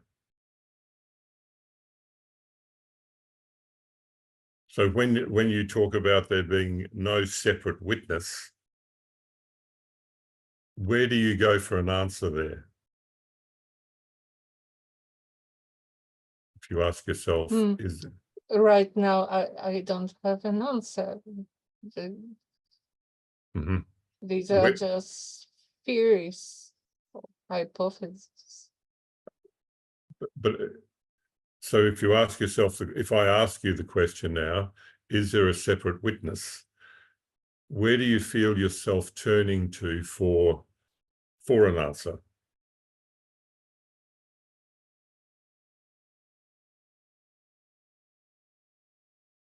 Well, I take it, in my experience, is there a separate witness? Mm-hmm.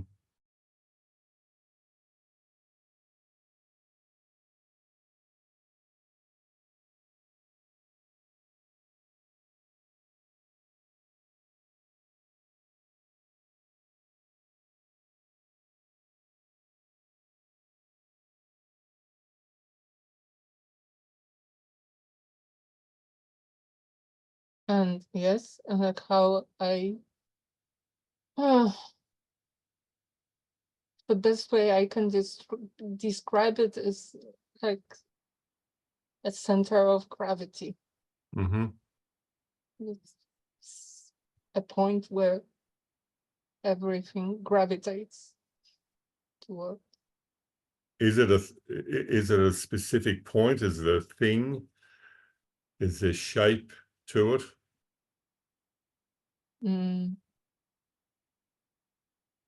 It's not.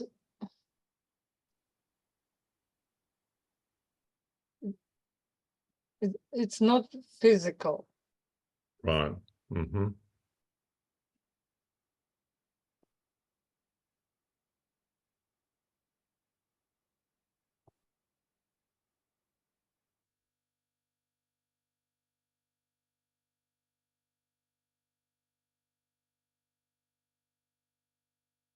Is there any doubt about it? Is there a doubt that, or there could be something here that's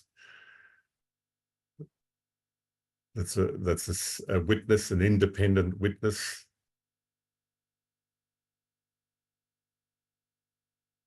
Well, the center of gravity may be something else.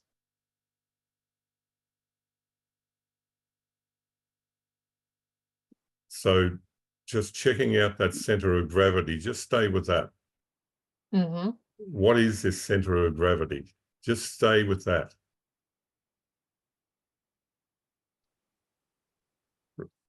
But right now and over the next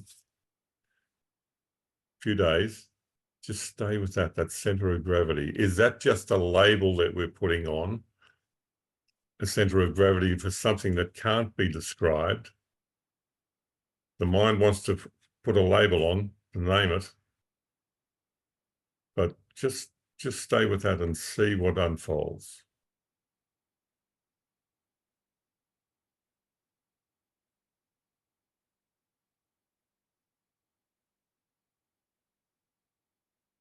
Is that something you think you can do? Yes. Beautiful. Thank you. Beautiful. Thank you, Bianca.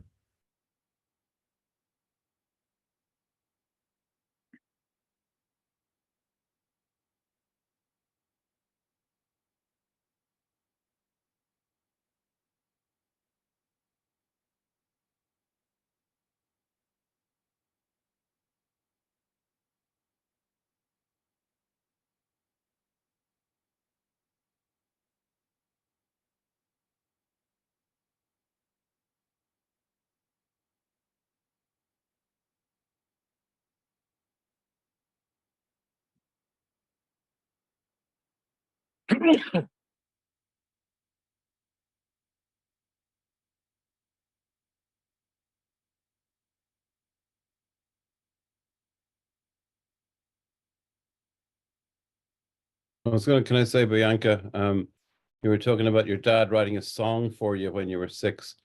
And my dad didn't write a song for me, but we were going through his stuff recently, clearing out the house a little bit, and some of the stuff he'd always be writing new kind of, I don't know, diary entry. I guess he's always planning the future and resolving to work harder. He's very disciplined that way.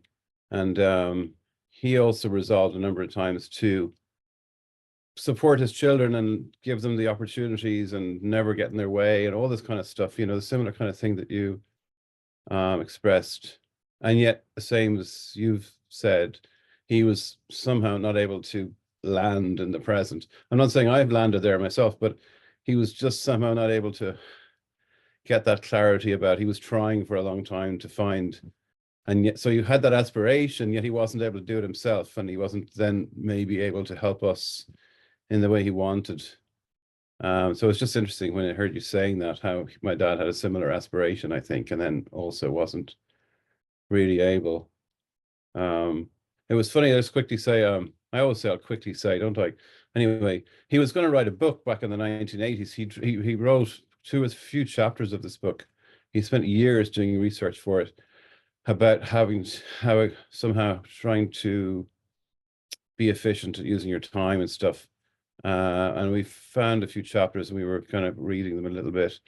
And but he based a lot of it on quotations that he'd spent 4 years reading from, like way back to the Romans and all the way through for hundreds of years. And maybe it's just because I'm brainwashed at this point, right? But almost everything I read, I was like, oh my gosh, that's non-duality. Did he realize? But he seemed to be extracting quotations from people for centuries that were just pointing at the present moment. I'm like, he must have known what he was doing, what he didn't know. He knew what he didn't know at the same time, because I've talked to him about this a few times over the years, and he kind of knew which direction this was, but he still couldn't. But anyway, it was funny. So anyway, it just reminded me what you said, that he had the aspiration and he wasn't able to really do it himself, but he knew it was something he wanted for us. But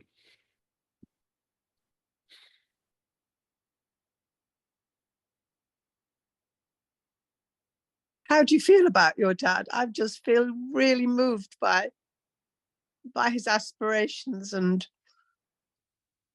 about how he couldn't actually live it. But I just have this strong feeling of caring and love for you. Just I know, yeah. Thanks for asking.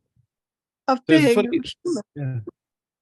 It's sort of a mixture here, but because he was, well, I don't know if I could say, I was just going to say, I was stopped myself before I said he was the cause of, but anyway, I'll continue the sentence. He was the cause of a lot of hassle in my life and a lot of, anyway, negativity. But and at the same time, exactly what you said, I can sort of feel it, that he's tried really hard for a long time. He did a lot of meditation and psychology and searching, and he was trying to sort himself out. He was searching for years. And my sister's husband was saying, looking through all the books on his shelves, he had really been decades searching and somehow never kind of got to living his life in the present moment kind of thing. He was just always planning the next 10 years. And so it's sad, yeah. So I can sort of feel really sad, Don, but it sounds to me like you're talking about yourself, not him. Oh, I know. Yeah. Oh, totally. I know that too. Yeah. Well, that's why I can feel it from him. I know. And, yeah, I know that too. Yeah. What I was trying to get at, can you feel compassion for him? Because that would be the compassion for yourself.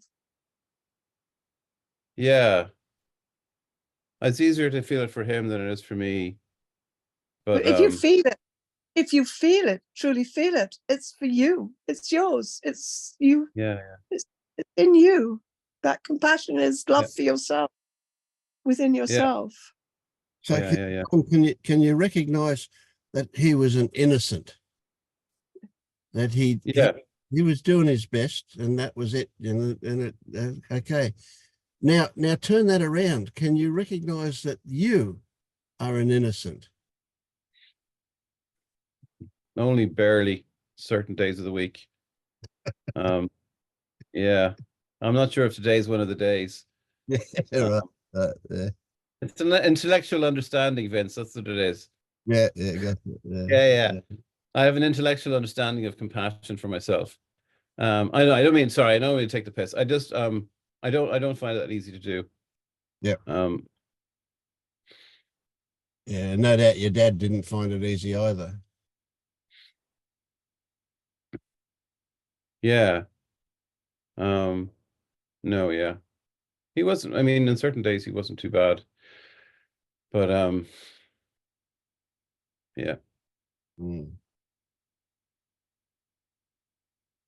So, Don, since last week, have you experienced any change in yourself? I feel like I've been going a bit more slowly, or I've been Okay, not you said that last week. So is this slower Yeah. than last week's slow? not really. Maybe it's just that I haven't gone completely off the rails or Okay, whatever rails I've. Well, I almost did on Tuesday, Wednesday because I had to work. That triggers me ridiculously. right. But I But kind of came back. I heard the word almost. Um, hmm? So I heard you say almost. So you didn't On actually go off, you just got a bit close. yeah, well, well, yeah, I wasn't great in the office on Wednesday. Nothing even happened. But I came back from it, before the end of the day, and I was sort of conscious of it. So that was, yeah. So I came back before the end of the day. I didn't go off completely. I came back each day after, even if I Right. got Yep. lost a bit, I came back each day too. Are you recognizing this as different to what used to be the case? Yeah, I think so. Yeah, I think I wouldn't come back to some kind of, I don't know if I'd even call it proper presence, but I'm coming back to something. Yeah, every day. Yeah. But coming the back end in of on the same day, that's a pretty big thing, eh?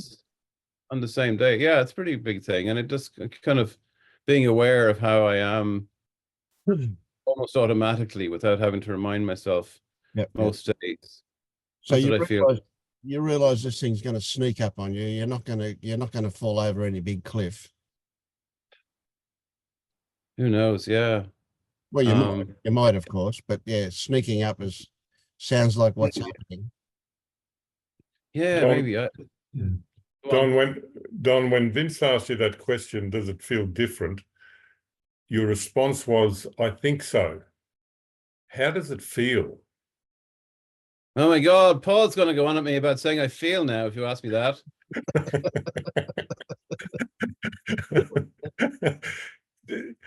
You reckon everyone's coming from all angles. You're feeling tipped upside down, are you? I'm only having joking, really. I'm not really sure why. How does it feel? I suppose feel is right. Is it feel? I don't know. I don't feel confident that it's gone, that I'm sort of out of the woods. Don, that wasn't the question. Okay, tell me again. That wasn't the question. Okay. You said, Vince, what was the question again? It's somewhat different. It's a bit different. You're saying it's a bit. Yeah.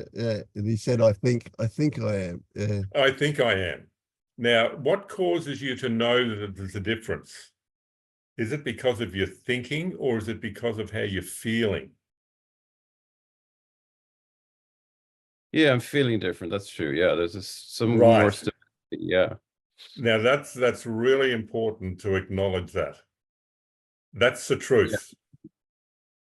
Now, this business about confidence, don't even worry about that. Just notice what is right now. Yeah. It's undeniable, isn't it? By what you're saying, I'm not saying it is, but what you're saying, yeah, it feels different, and the difference is undeniable. Yeah. It's funny that you use the word undeniable when there's a voice in here continuously denying it all the time. So yeah, exactly. But go to the feeling. Mm. You said the feeling was different. Yeah. And the denying comes in as a thought, doesn't it? Yeah. To counteract it. That's what we're seeing here, that when the thoughts impose themselves, if we don't give them power, what agency do they have? We just see the thought. Yeah. I may have said this before here or to you, Alan, as well. I have a suspicion, which may be wrong. Maybe it's just the ego or whatever that is trying to get me, but that it feels, I may have said this before, it feels like kind of confusion and a whole bunch of thoughts that I can't see. And I notice what seem like emotional reactions, like being triggered, and I'm going, oh, it feels like there's thoughts here someplace. I can feel emotional reactions like I'm believing, but I can't see most of those thoughts. All I can see is the thought that says, I don't know what I'm thinking. Right. And so then part of me is going, the thoughts have more power than I think because they seem to be doing stuff and I can't even see what they're doing. That could be Right. bullshit, but it sometimes feels like that I'm going, I'm not clear yet. I'm confused. I don't really know what's going on here. But just go back to the simple fact, the simple truth that you feel a little different. Yeah. John, Just if you were to have, let's say, journaled your experience at work, right? So wrote down the times that you went to work and the times when and how you felt, and then the times when you got a bit lost, and then the times when you came back, and you had it really just written down in steps that you had, and you read those steps and they were telling you that this was different behavior or a different experience to what used to happen. You would still have the thoughts, wouldn't you, that would want to undo that? The thoughts of what I want to do, the things were different this week than they were last week. Yeah, let's say what I'm saying is you've got written proof that things are different, right? And when you read that, your thoughts would still be saying, but da da da da da. Yeah, I'm not denying that things are different, but more kind of not trusting, like I say, that it's going in a Given trajectory. I don't know whether it's going to go or I'll just get lost again yet. I don't have that kind of faith yet because I've got lost so many times over the years. So I'm hoping, yeah. Yeah. So even if you've got proof that things are going okay, your thoughts are going to come in and say, but they won't last, or you're fooling yourself, or just wait for it, you'll come undone. Well, actually, maybe one of the changes this week, if this has changed, is that there were some days or parts of days where I actually felt optimistic and went, oh, I feel somewhat confident this seems to be going fine. And then there were other days when those negative thoughts were, the doubting thoughts were a little bit more prominent. So actually, I think, yeah, maybe now that you ask me, the big difference for the last week or so has been that there's been many fewer of those doubting thoughts that I really took seriously. And the rest of the time, it's like, it seems to be okay right now. I'm sort of, there's more of this okay stability than there was. Yeah. So you notice you said it seems to be okay, right? So you don't really want to commit to being okay. You just want to keep a little bit in reserve, but maybe it's not, it's not actually okay. It just seems to be. Yeah, I'm still disappointed by how much my thoughts get me, or I believe them, or I get I get taken away. I'm a bit disgusted by how much I believe thoughts and how much they, and I don't trust so let's myself. balance that. So what would be the opposite of disgust? Are you do you feel some good feeling about the fact that there's less of them? Yeah. Or do you ignore that good side and just go, I don't totally ignore it. That's true. No, it's been a bit better the last week or so, in the last few days. Yeah. I've been more stable. A bit better, a little bit better. Yeah. Yeah. A little bit. Yeah. I reckon your little bit's a huge leap for some people, Don. Yeah. Yeah. Thank you. Yeah. It's been okay, I guess. I guess. Okay. Yep. Every thought's gonna just suck a little bit off. It's not gonna be a. Yeah. Yeah. It's yeah. Excuse me for asking the question this way, but you would have no expectations of how it's going to be, would you? How it's going to be. Yeah. Well, you're pretty joking, are you? But I have an expectation of, because I've had one or two experiences during my life of not being totally controlled by thoughts. So I hope it'll be a bit like that rather than like, but Yeah. who knows? But there are only certain experiences. Whatever Yeah. the next thing will be different again, I suppose. But don't let those thoughts of hope get in there either. No, I don't want to be too optimistic, do I? But no, I don't know. I don't. Yeah, but what? I don't know. Does it make any difference if I have expectations? I mean, what'll happen will be what'll happen, will it? Anyway, presumably. Well, that's the best expectation to have. Yeah. I mean, the biggest expectation I think I have is not this bullshit that goes on every day. This, being in this story where I'm the person who gets everything wrong all the time. That's the biggest expectation I have, is not being that person. So what if we change that expectation change it from that stuff not happening to that stuff happening, but it's okay? What if we change it that way before it stops happening? Yeah. Yeah, I'm making a bit of progress with that, I think. Noticing it, and being a little bit less pissed off watching it, yeah. Yeah.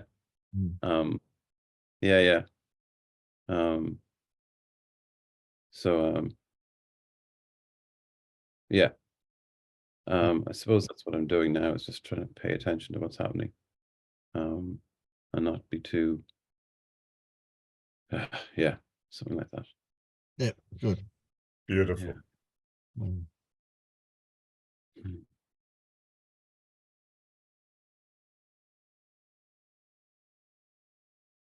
What about you, Ramiz? How are you feeling these days?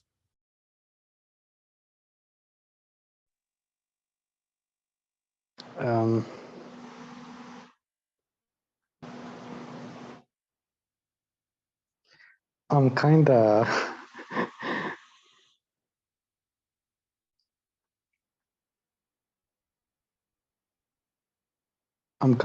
scared that Paul will scream at me.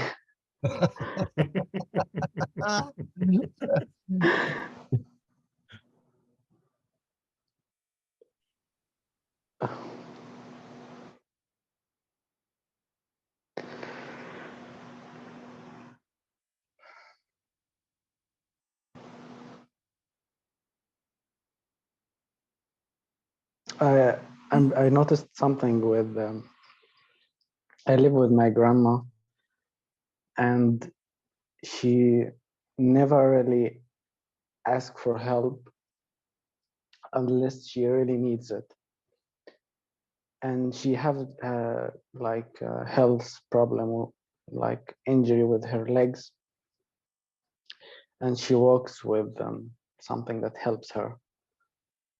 And I get very angry. I don't express my anger, but I get very angry because she never asked for help.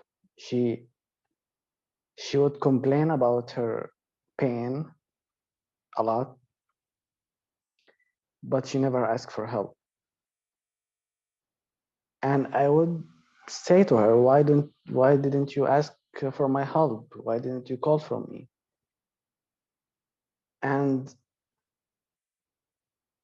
I have noticed that I'm projecting my own ways of not really asking for help either.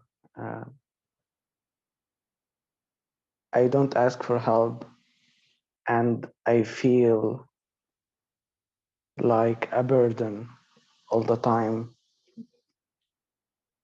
And she doesn't want to feel like she's a burden also. And my anger towards her is about me.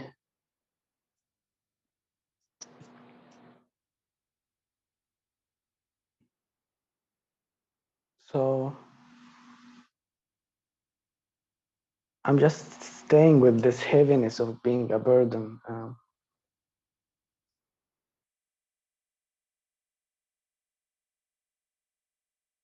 Might I suggest that you stay with the heaviness and dispense with the of being a burden?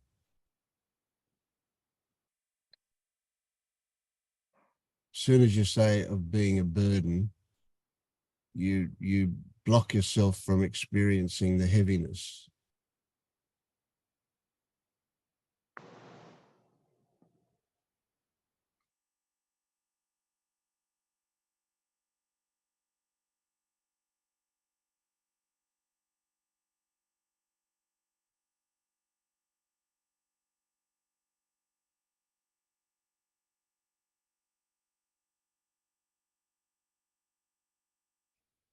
Sometimes I'm able to just contain these sensations, and it feels like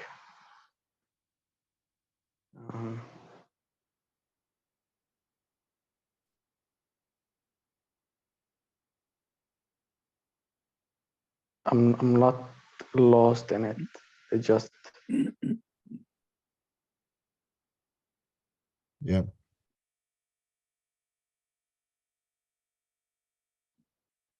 but sometimes there would be a lot of thoughts, and sometimes there would be a lot of noise around me, a lot of things happening, and I feel like overwhelmed. I feel like I can't orient myself to anything. I'm just Yep. Too much happening.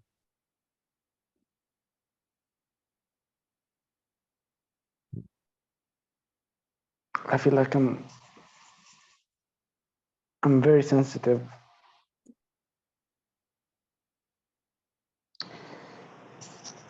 to anything really happening. I feel like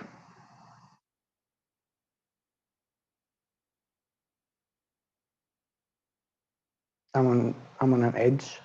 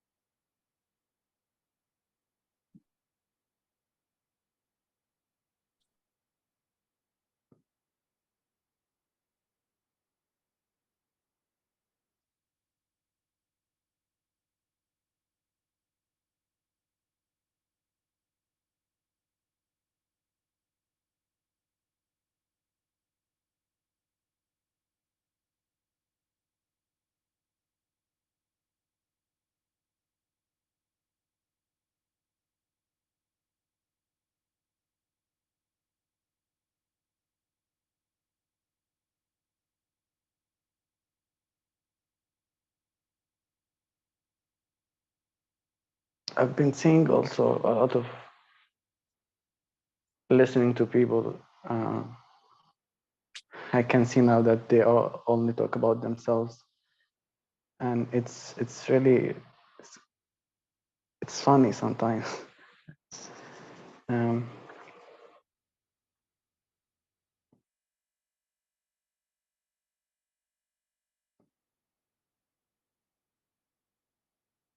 like when I hear someone complaining about someone else, or um, about um, whatever, it's like part of me wants to tell them, if you are behaving in this way, it's okay, like we would still love you, or something like that. It's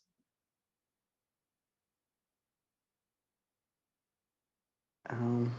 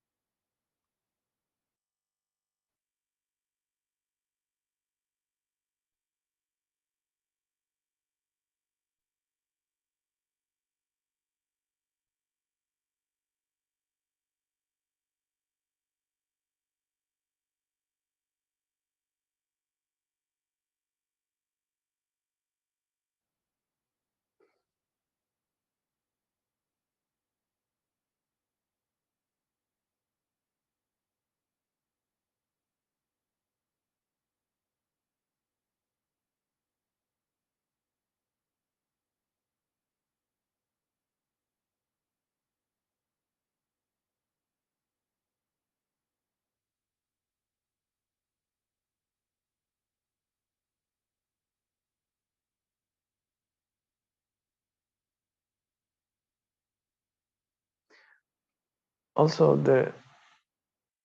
a few days ago, I voiced some of my frustrations to my family and expressing some of my needs, but it led to nowhere, kinda what I expected.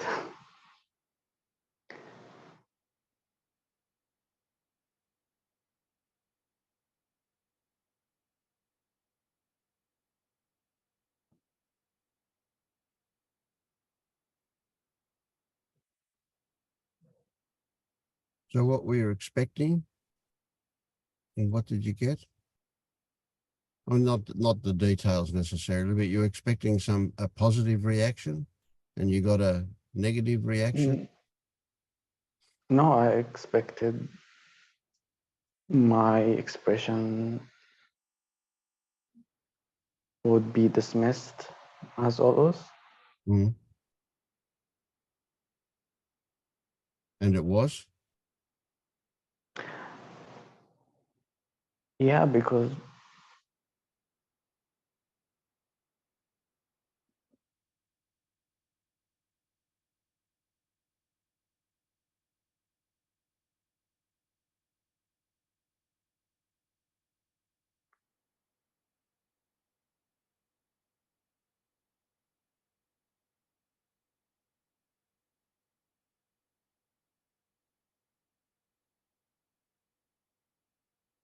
I don't know if this is the reason I feel like I'm shutting down in a way, or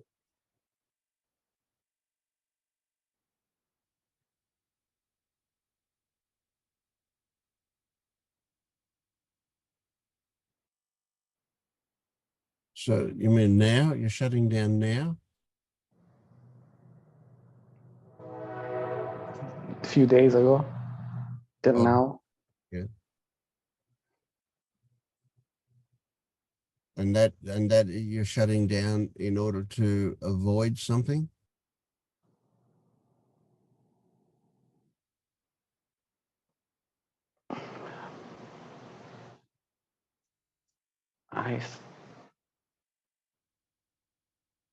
Maybe emotionally, yes. I don't know. It feels heavy. It feels like a freeze.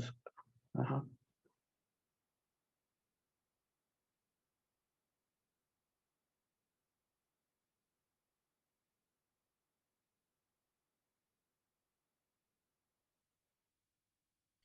So is it the shutting down that feels heavy or what you're trying to avoid where the heaviness is? Or both? Or what?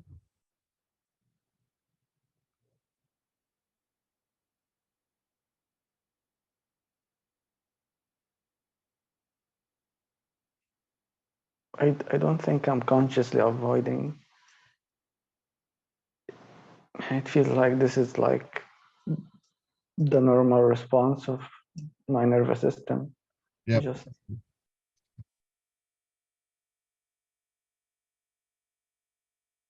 So where's the heaviness? Is it because you're shutting down or what you're shutting down from?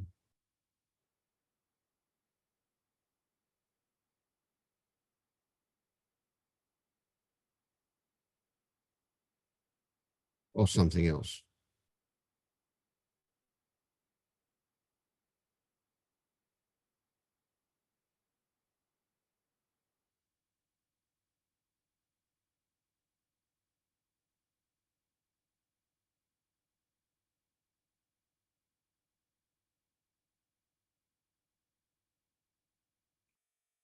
I don't know.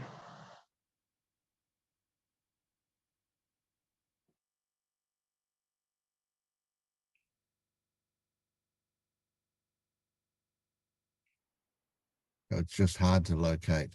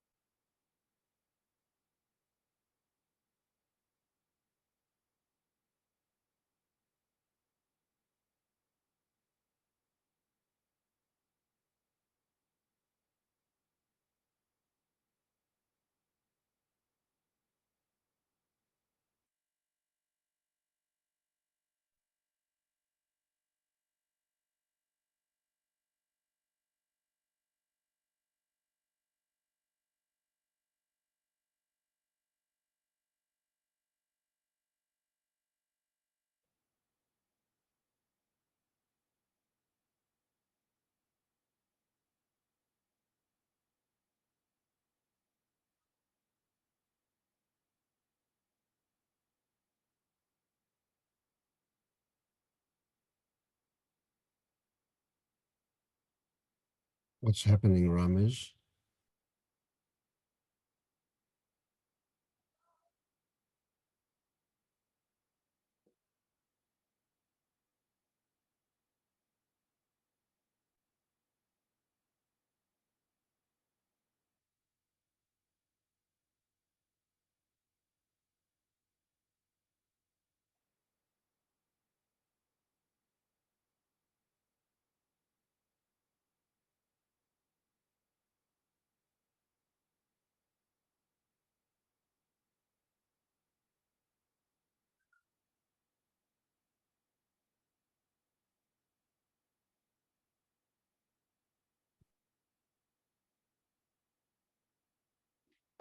Thoughts about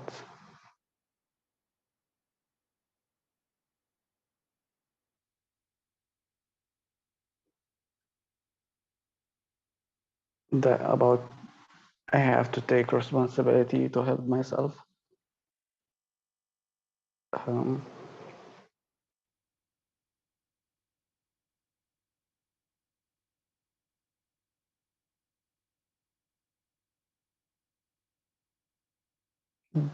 but that seems to be a huge task. Hmm.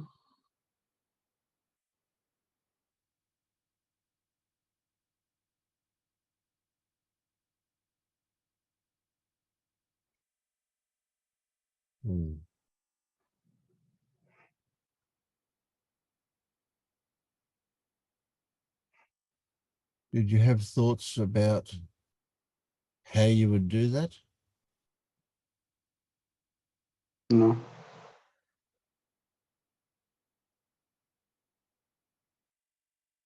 Will you have thoughts about failing to do that?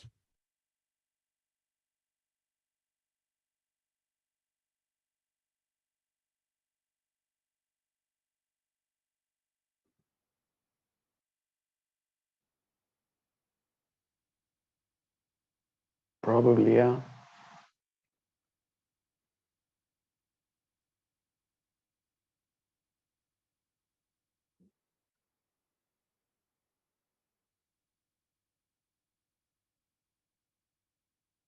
So even though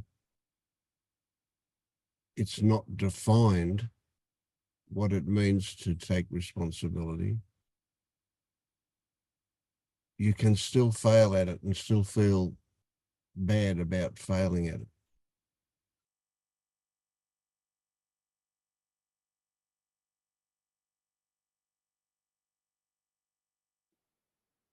Is that accurate?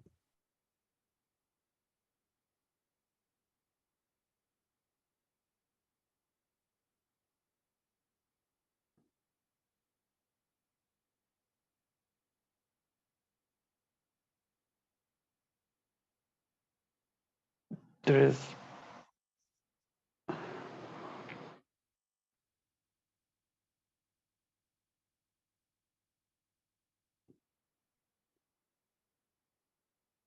it's like there's a part of me that refuse to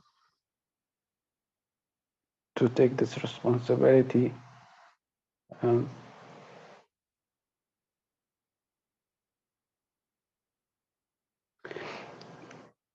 as Hello.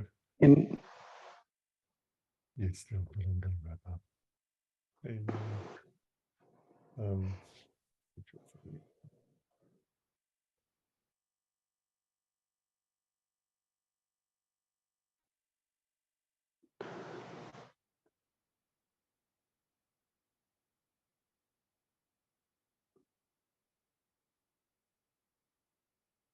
like as a response to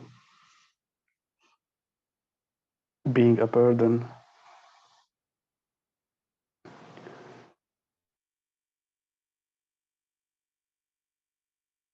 That's you saying you're a burden or somebody else?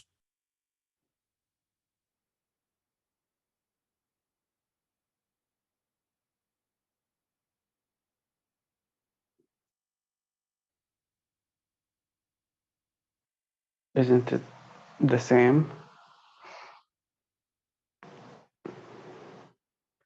It's the voice of my dad, but I believe it.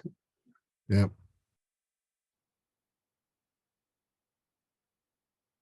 I internalize Say that one again. his voice. Internalized his voice. Internalized. Yes. Yeah. Gotcha. Yep. Yep. So is he still in your life? Yes.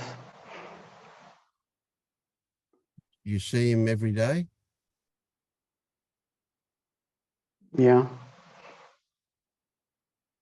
And every day he gives you the impression that you're a burden? Yeah.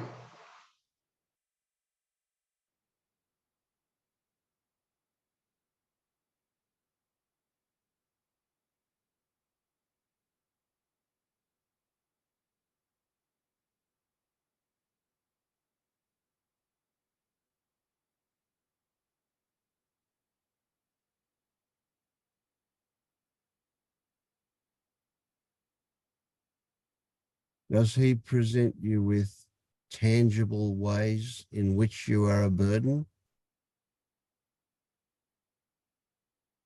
Like, are you a financial burden on him? Are you a time burden? In what way are you a burden, or is it just a general thing that he? Right now, I'm not relying on him, but he used to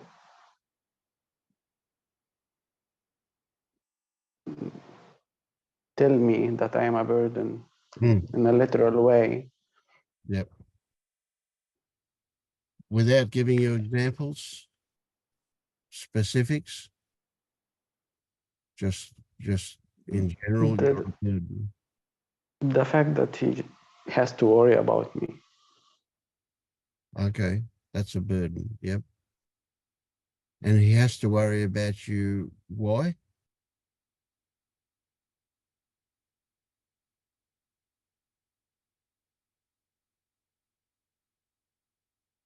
I don't know. Now he has expectations of you that you're not quite sure what they are.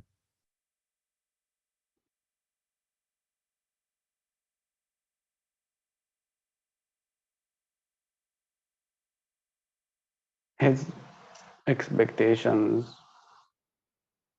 I suppose, just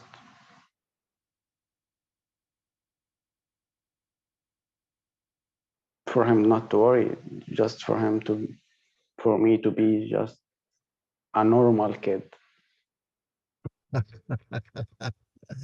Do you know any of them? Are they, normal ones? So how are you not normal?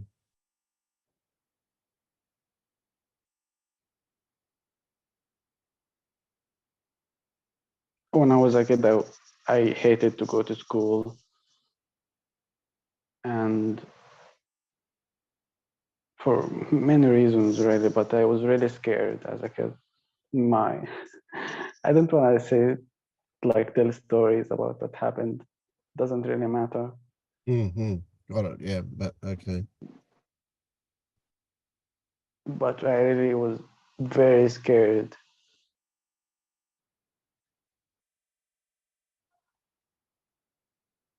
And I couldn't express why at that time.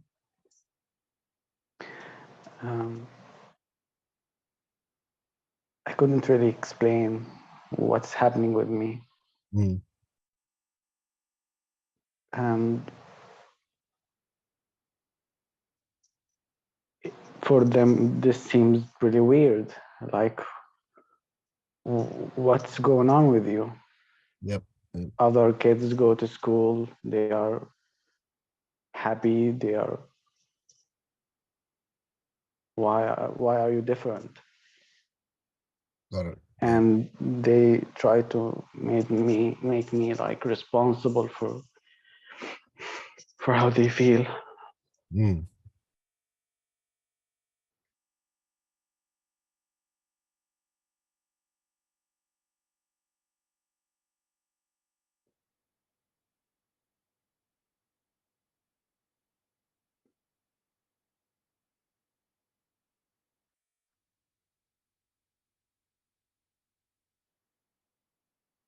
So I imagine that you can see that what they saw in other kids was not a very complete picture. What they saw in other kids was what they described as normal.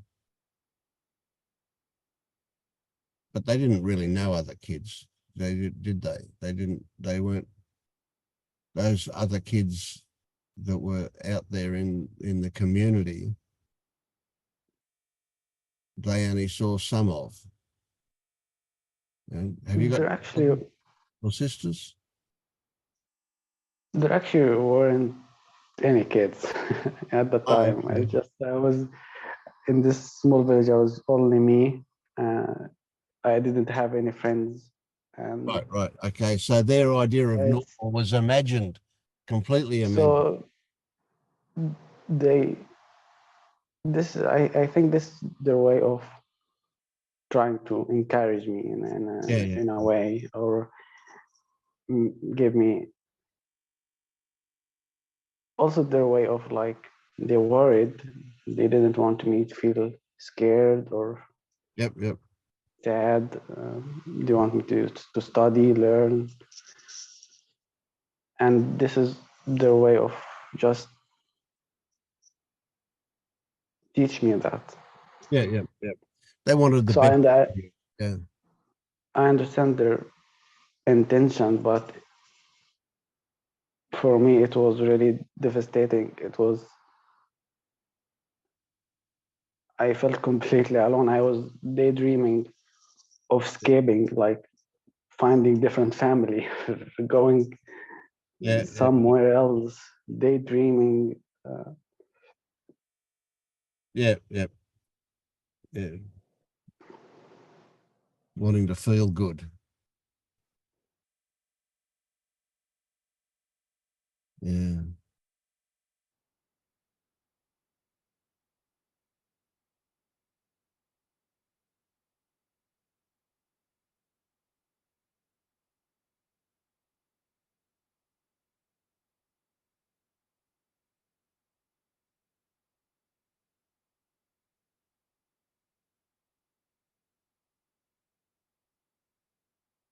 So do you measure yourself up against this image of normal?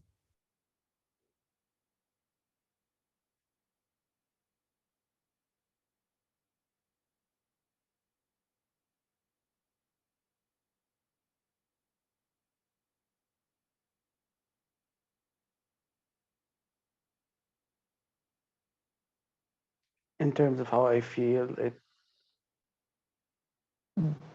there is. Uh,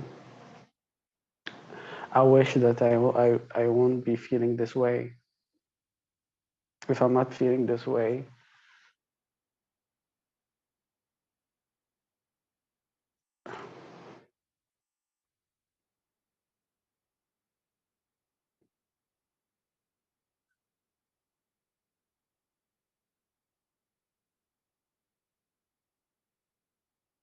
they wouldn't have to worry about me. They wouldn't have to make me feel like I'm a burden. Hmm.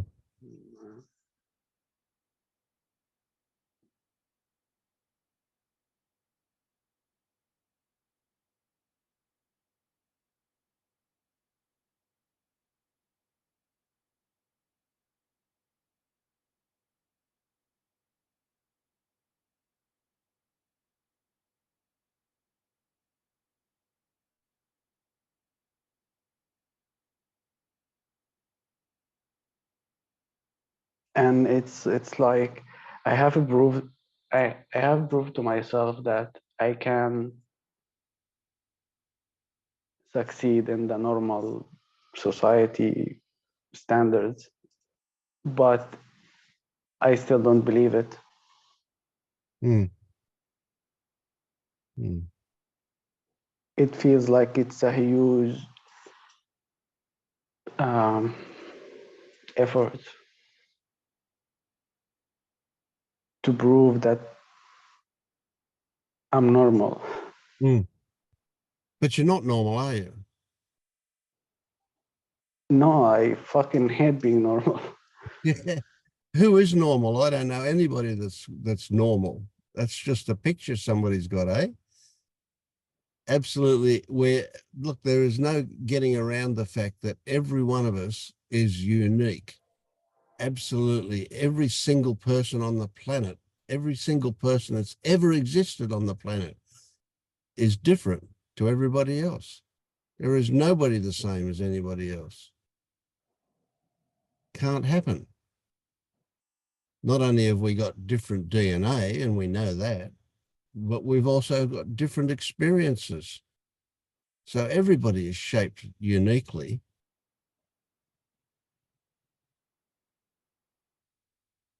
And it's interesting, those people who put value on a particular shape, well, they're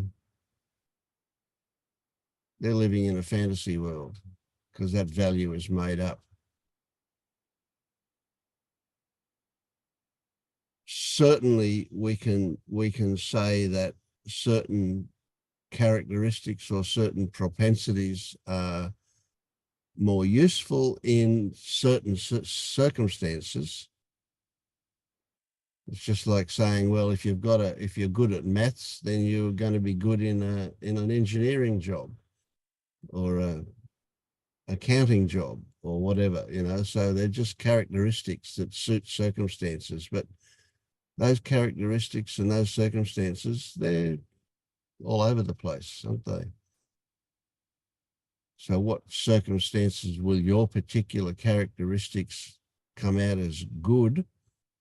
Well, maybe that's yet to be found out. Maybe it'll never be found out. Who knows? But yeah, you know yourself, don't you, that everybody is unique, eh? Even if it's only an intellectual understanding, you do know that, don't you? Yeah. I mean, it's an unavoidable fact, really. So how do you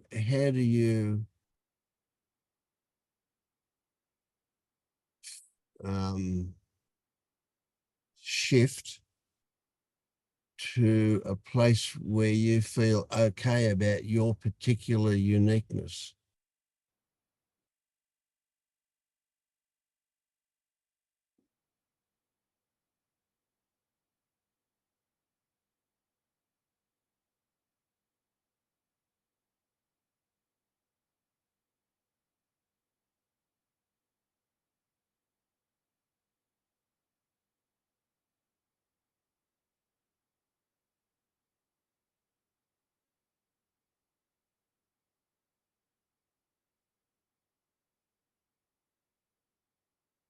I can't imagine this perspective. Yeah.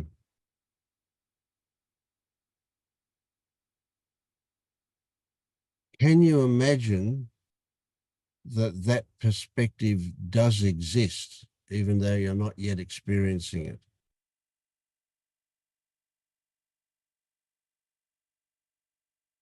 I imagine too that I can have a more impartial perspective, but it seems Yeah, it's still not close. Yeah. So if you can imagine that it's possible, even if it's not present, then that's a step, a big step actually. That's the first step for it to becoming present, which may or may not happen, but it's a possibility. It may not yet be a probability, but it's certainly a possibility.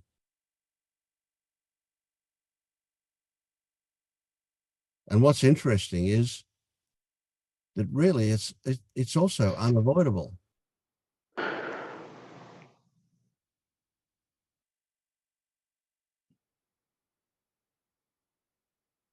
I mean, you can go on feeling shit about yourself for the rest of your life, but it's kind of a waste, isn't it? I'm trying to imagine or think of, like, if I'm being impartial about something, like about what actually, like what I'm being impartial about, Mm-hmm. what I'm seeing.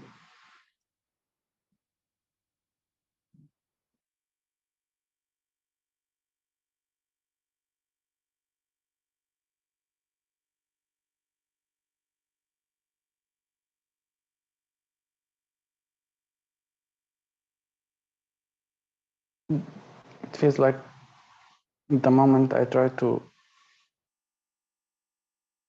name what I'm seeing, I'm already giving it a perspective. Yeah. Yep. You are. You do. That happens. Yeah, for sure. Yeah.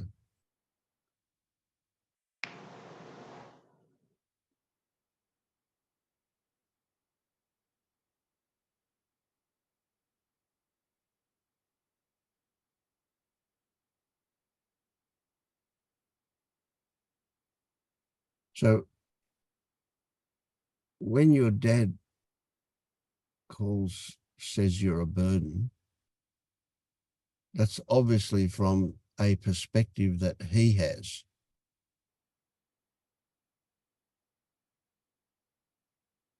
But without that perspective, you've adopted that yourself. So you've adopted what he said, but without his perspective. I'm not even sure if that's his perspective, really. Okay. Even he's said it directly, but maybe it's just his way of provoking me. Yep. Or expressing frustration or something. Sure. Yep. So maybe he didn't mean it literally, yet somehow you've almost taken it to be literal. Yeah.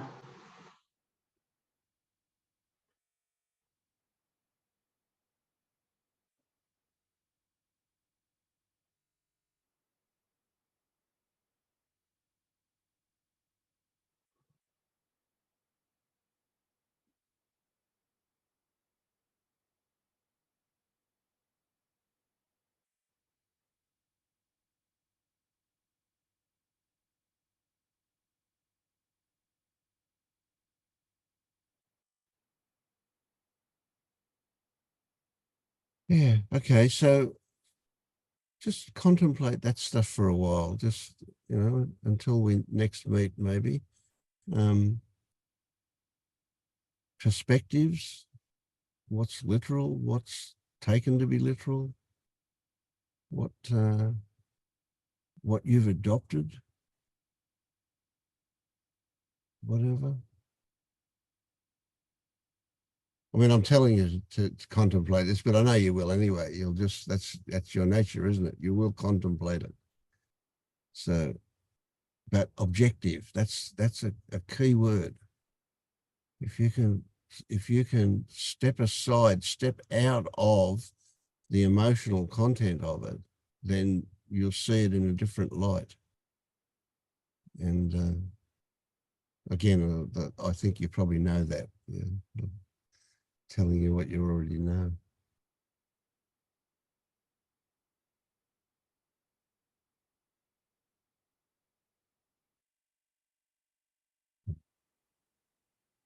Thank you, Vince. Well, you're very, very, very welcome. Okay, I want to wind up because I need to go to the toilet again and get some breakfast. So I'll see you all later. Thank you. Bye. Thank you, all of you. All right.